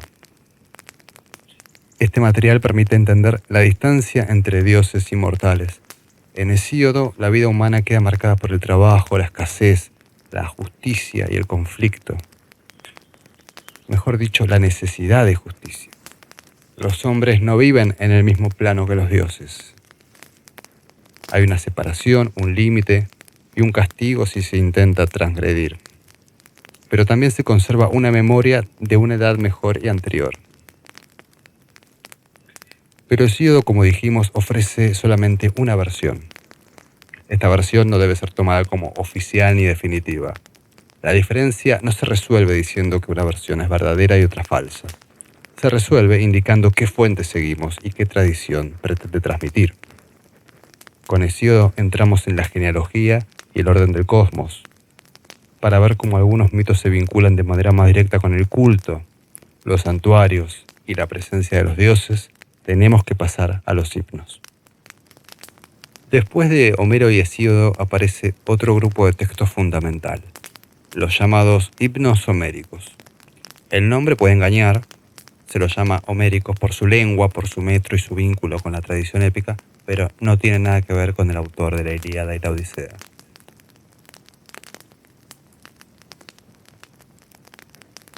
Estos son poemas dedicados a los dioses. Algunos son muy breves, otros desarrollan relatos más completos. Entre los más importantes están los himnos a Deméter, Apolo, Hermes, Afrodita y Dioniso. Su función documental es muy distinta de la épica heroica y de la genealogía hesiódica. Homero muestra a los dioses actuando dentro del mundo de los héroes, Hesíodo ordena el nacimiento de los dioses y el ascenso de Zeus. Los himnos se concentran en la presencia de una divinidad, su llegada, su poder, sus honores, su lugar y muchas veces la fundación de un culto. Un himno invoca al dios. Se recuerda un episodio decisivo y se fija una forma de reconocerlo. El himno a Deméter es el ejemplo más claro. Allí se cuenta el rapto de Perséfone por Hades, la búsqueda de Deméter, el dolor de la madre, la esterilidad de la tierra y el acuerdo final que permite el regreso parcial de la hija. Pero el poema no se limita a narrar una pérdida familiar entre diosas. También vincula ese relato con Eleusis, uno de los centros más religiosos del mundo griego. Deméter llega a Eleusis disfrazada, entra en contacto con una familia local, revela su divinidad y establece allí sus honores. El mito queda unido a un lugar y a una práctica religiosa concreta. Por eso el himno a Deméter es indispensable para estudiar a Deméter y Perséfone, pero también para entender cómo un relato mítico podía dar prestigio y profundidad sagrada a un santuario.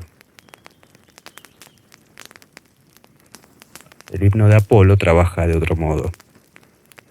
Presenta al dios en relación con dos espacios centrales, Delos y Delfos. En Delos se narra su nacimiento. En Delfos se narra la búsqueda y fundación de su santuario oracular. Apolo aparece como dios como arquero, como músico profético, ordenador del caos. El poema no solo habla de sus atributos, también construye una geografía religiosa. El dios queda asociado a islas, caminos, altares, cantos, centros de consulta divina. El himno a Hermes muestra otro tipo de relato. Hermes nace y de inmediato actúa. Roba el ganado de Apolo, inventa la lira, oculta sus huellas, miente con inteligencia y termina negociando su lugar entre los dioses. El poema presenta a Hermes como una divinidad del movimiento, el cruce, la astucia, el intercambio y la mediación.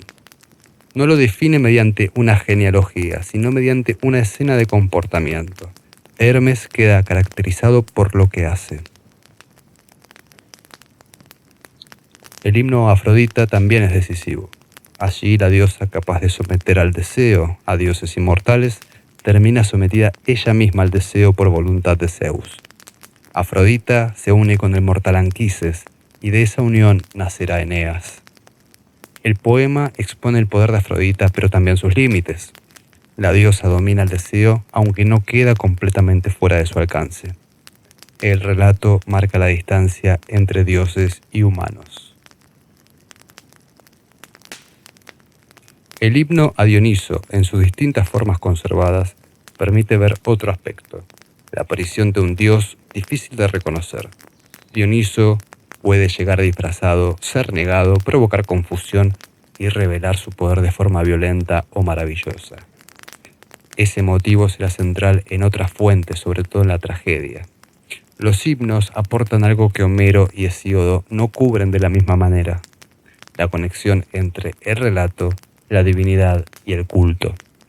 En ellos, el mito no aparece como una simple historia, aparece como una memoria religiosa. Un dios recibe un nombre, se recuerdan sus actos, se describen sus honores, se vincula su poder con un lugar, se explica por qué merece canto, culto o reconocimiento. Esto no significa que los himnos sean manuales rituales, son poemas. Trabajan con recursos narrativos, fórmulas épicas y escenas elaboradas, pero ayudan a ver cómo una comunidad podía comprender la presencia de un dios a través de un relato. Por eso son fuentes esenciales para estudiar a Deméter, Perséfone, Apolo, Hermes, Afrodita y Dioniso. Un himno puede conservar una tradición antigua, pero la organiza según su propio proyecto. Puede privilegiar un santuario, una genealogía, un episodio o una forma particular del dios. No agota todas las versiones posibles. Con los himnos entramos en una zona donde mito y culto se tocan de manera directa. Pero todavía nos falta entender otra parte. Muchos relatos famosos no llegaron completos en los poemas que conservamos. Por eso hay que pasar a la épica perdida y a los ciclos míticos. Cuando hablamos de la épica perdida, pensamos inmediatamente en Homero, en la Ilíada y la Odisea, porque son los dos grandes poemas conservados, ¿no? Pero alrededor de ellos existió una tradición mucho más amplia. Esta tradición contaba episodios anteriores, paralelos, posteriores, cosas que no se contaron en los poemas homéricos. Si recordamos que en los poemas homéricos solo se cuenta el episodio de la cólera de Aquiles, quedan afuera las partes del juicio de París, el rapto de Helena, el sacrificio de Ifigenia, los primeros años de la guerra, muchas cosas afuera. Entonces, muchos de estos relatos no están narrados de forma completa en Homero. La Ilíada termina antes de la caída de Troya. En la Odisea se recuerdan algunos episodios de la guerra, pero el centro es el viaje de Odiseo. Entonces, para reconstruir el conjunto de la guerra de Troya hay que mirar otros poemas. Y hay que reconocer que están perdidos casi por completo, pero ese conjunto más amplio puede ser reconstruido y se lo conoce como ciclo épico. Dentro de él, el ciclo troyano es uno de los más famosos y reúne los poemas vinculados con la guerra de Troya. Entonces, dentro del ciclo troyano podemos encontrar la Cipria, que narraba los antecedentes de la guerra y los primeros años del conflicto, la Etiópida, que continuaba después de la Ilíada y centrada en figuras como Pentesilea, Menón y la muerte de Aquiles. La pequeña Ilíada trata episodios posteriores como la disputa por las armas de Aquiles o la preparación del caballo. El saqueo de Ilión narra la destrucción de Troya. Los Nostoi cuentan los regresos de los héroes aqueos. La Telegonía sigue la historia de Odiseo después de la Odisea. El problema es que estos poemas no llegaron completos. Los conocemos por fragmentos, resúmenes, citas, comentarios antiguos. Eso cambia la forma de trabajar para el mitógrafo. Cuando contamos la guerra de Troya desde el juicio de París hasta la caída de la ciudad, no estamos leyendo un único poema antiguo conservado entero. Estamos reconstruyendo una tradición dispersa. Homero ocupa el centro porque sus poemas sobrevivieron y alcanzaron una autoridad enorme, pero no cubre todo el relato troyano. La épica perdida también muestra que la mitología griega no estaba organizada en un solo libro. Había ciclos de relatos vinculados a una ciudad, a una guerra, a un linaje o a un héroe. Troya tenía su ciclo, Tebas tuvo el suyo, Heracles reunió una gran zona de tradición heroica. También existieron genealogías y poemas sobre orígenes divinos o humanos que no conservamos completos. Esta pérdida obliga a trabajar con prudencia. Un episodio conocido por una fuente tardía puede venir de una tradición antigua perdida, pero también puede haber sido reorganizado, resumido o modificado por quien lo transmitió. No basta con decir que esto estaba en el ciclo épico, hay que preguntar qué testimonio lo conserva, qué tan antiguo es, qué grado de seguridad permite y qué otras fuentes lo confirman. La épica perdida es una zona fundamental y frágil al mismo tiempo. Fundamental porque sin ella no entendemos el ciclo troyano completo ni muchas tradiciones heroicas que después alimentaron la tragedia, la mitografía o el arte. Y es frágil porque casi siempre trabajamos con restos. Después de la épica perdida, otra fuente transformó los mitos de manera decisiva, la tragedia ateniense.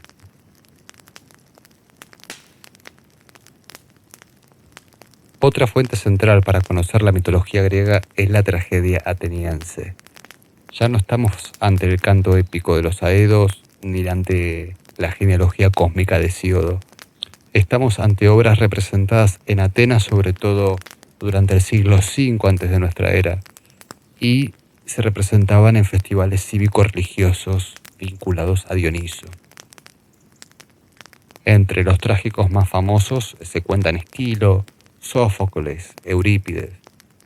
Ellos tomaron relatos heredados y los llevaron al teatro.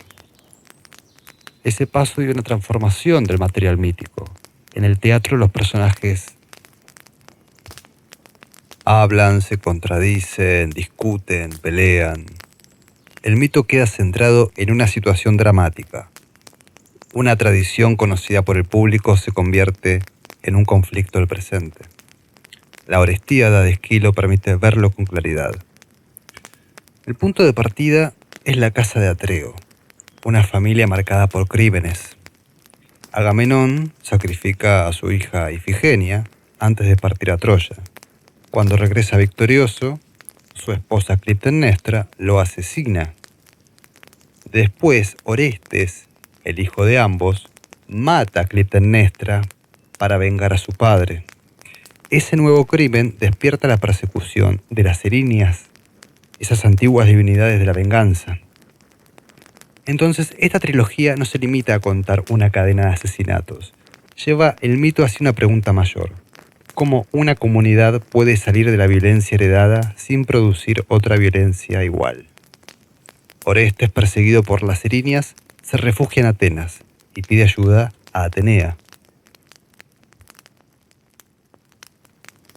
La diosa no resuelve el caso por intervención directa. Hace algo mucho más significativo. Convierte el conflicto en un juicio.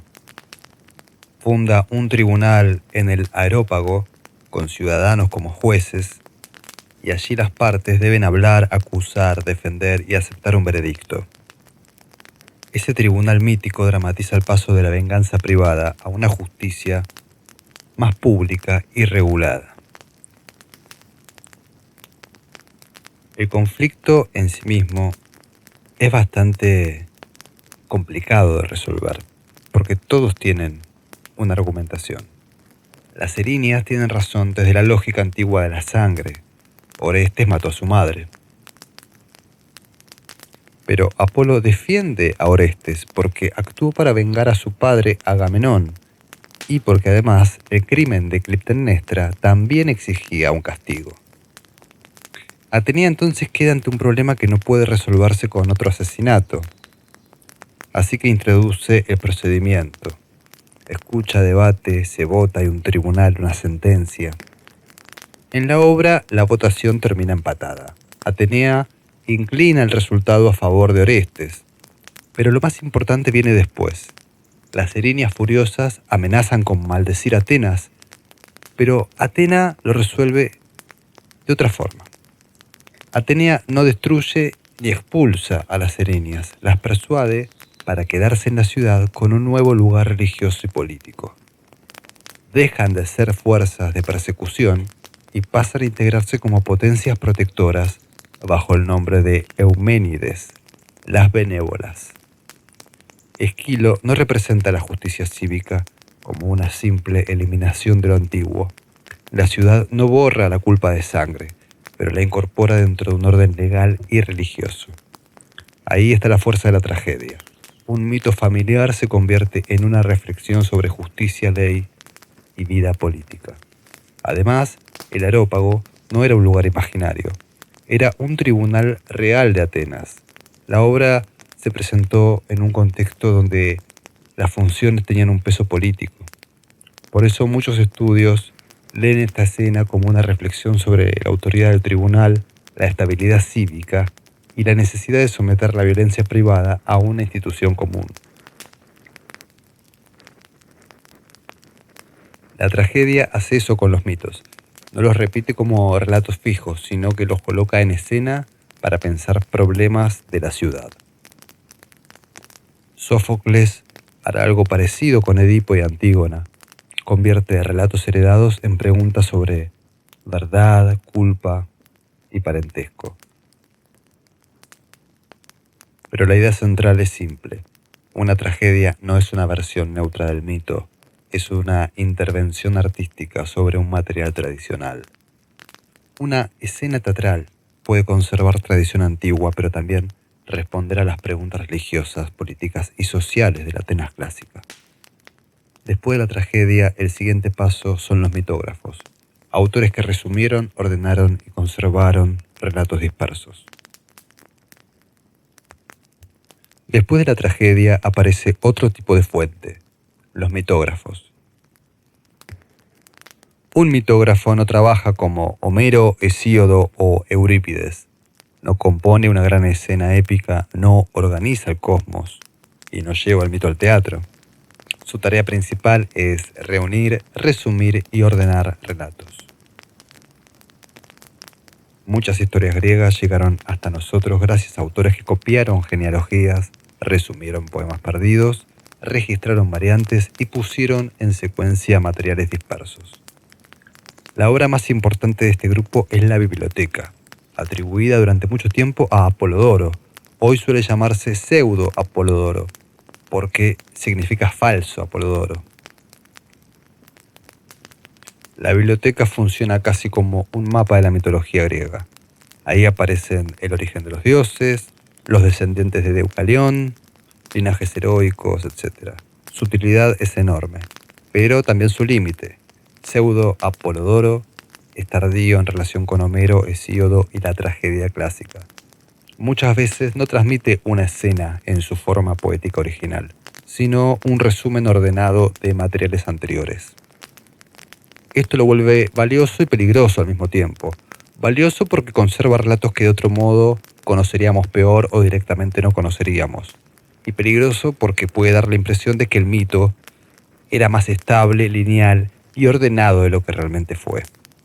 Un mitógrafo ordena y al ordenar transforma. Reduce escenas largas, elimina ambigüedades, une tradiciones distintas, escoge una variante y convierte poemas, tragedias y relatos en una secuencia de hechos.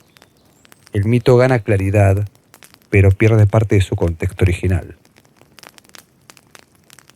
Un ejemplo simple. Una tragedia puede dedicar una obra entera al conflicto moral de un personaje. Un mitógrafo puede resumir ese mismo material en pocas líneas. ¿Quién era hijo de quién cometió qué crimen, qué castigo recibió y cuál fue su descendencia? Ese resumen sirve para reconstruir un mapa, pero no reemplaza la experiencia de la obra trágica ni la complejidad de la tradición anterior. Además de Pseudo Apolodoro, existen otras fuentes mitográficas importantes.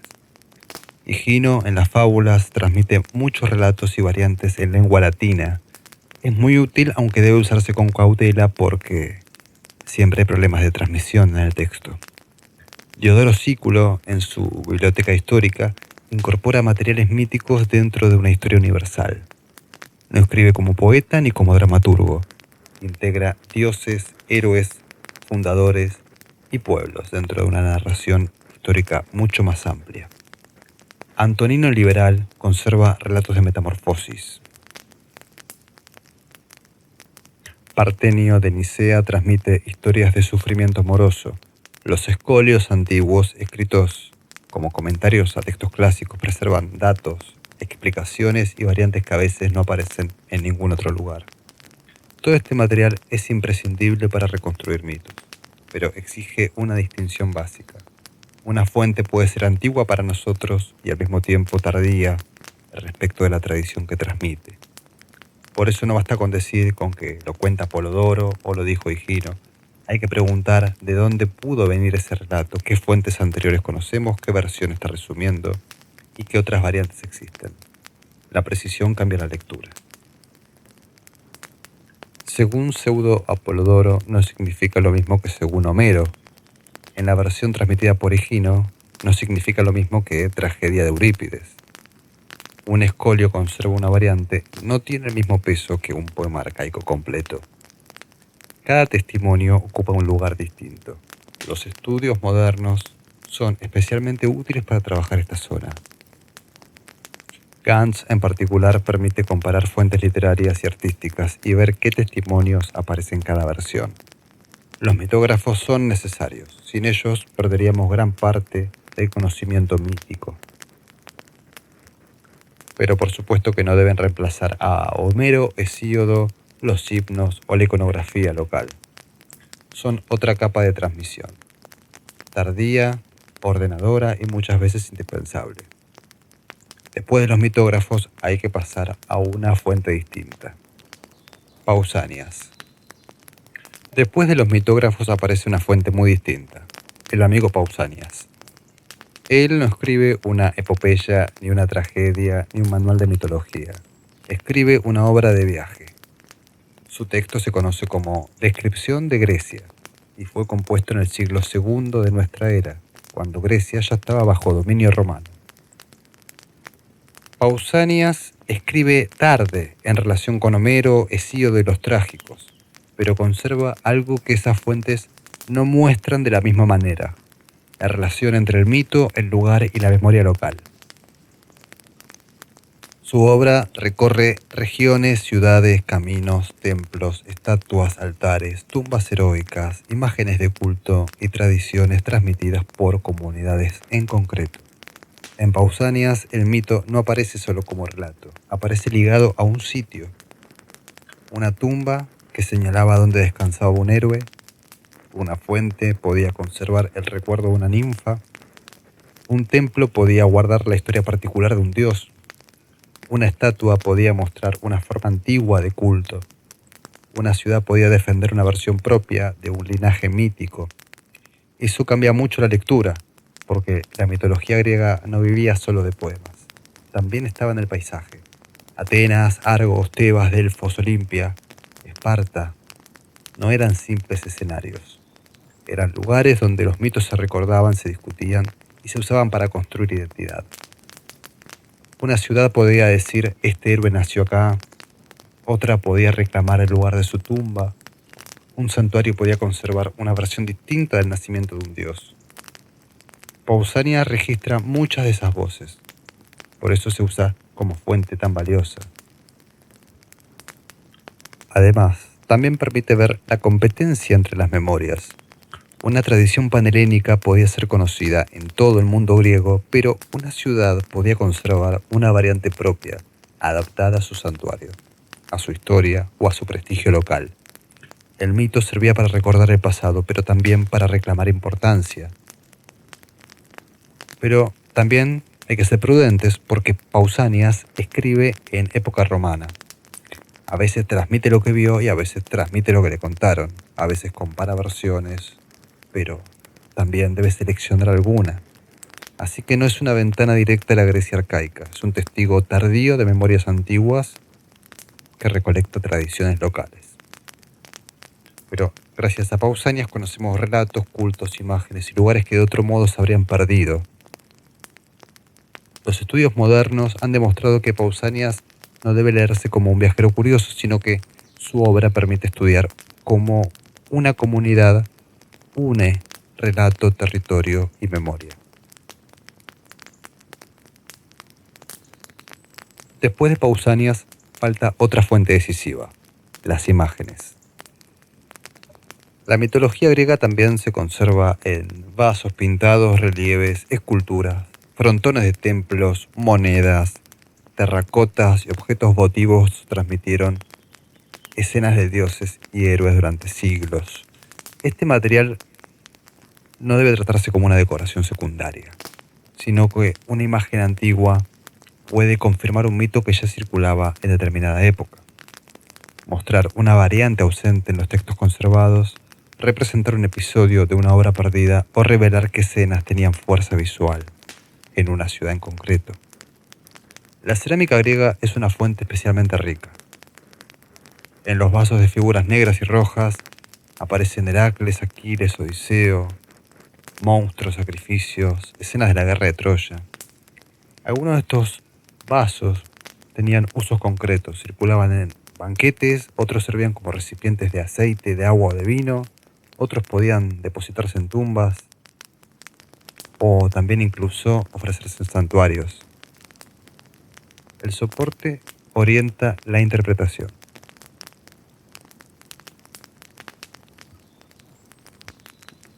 Una copa de simposio situaba la escena en el ámbito del banquete. Una imagen funeraria la asociaba con la muerte, la memoria y el destino del difunto. Un objeto votivo la integraba en una práctica de ofrenda.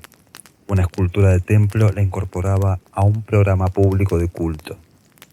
La imagen conserva mito, pero también conserva contexto. Además tiene lógica propia. Un poema puede narrar una cadena de hechos, pero una vasija debe condensar el relato en una escena reconocible. Para hacerlo, usa gestos, posturas, objetos, atributos, inscripciones y composición.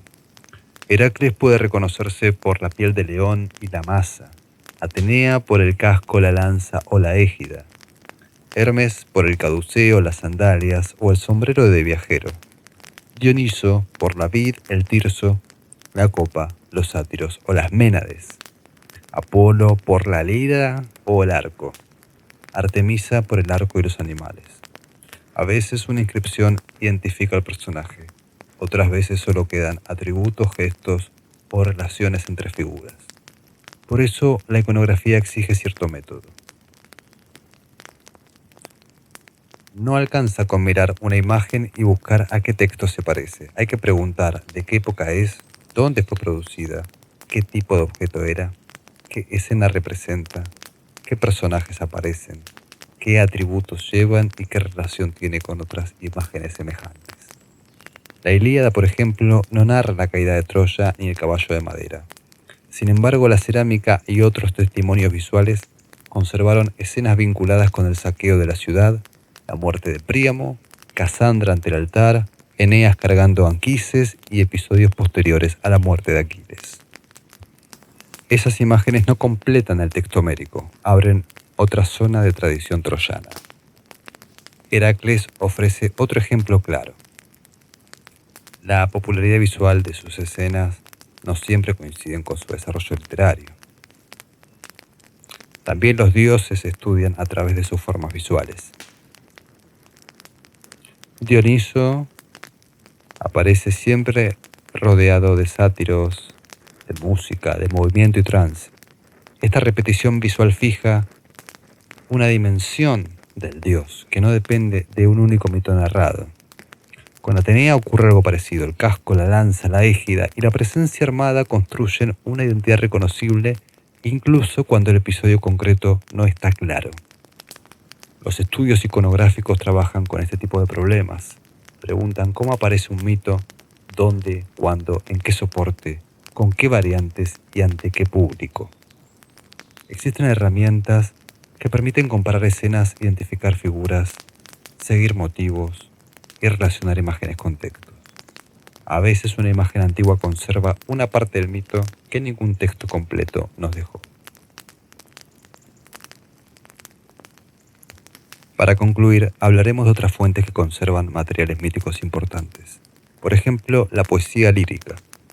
Píndaro usa mitos en sus odas para celebrar victorias atléticas, linajes aristocráticos y ciudades. Sus poemas no cuentan los mitos como una narración continua. Los seleccionan, los condensan y los vinculan con prestigio, memoria familiar, excelencia y favor divino. Baquílides también conserva relatos heroicos. En estos poetas, el mito parece asociado al canto público, a la celebración y a la construcción de prestigio social. Los historiadores transmiten otra clase de información. Heródoto menciona cultos, genealogías, tradiciones locales. También compara relatos griegos y no griegos. No escribe un manual de mitología, pero conserva mucho material religioso y mítico dentro de una investigación. Los filósofos también trabajan con mitos.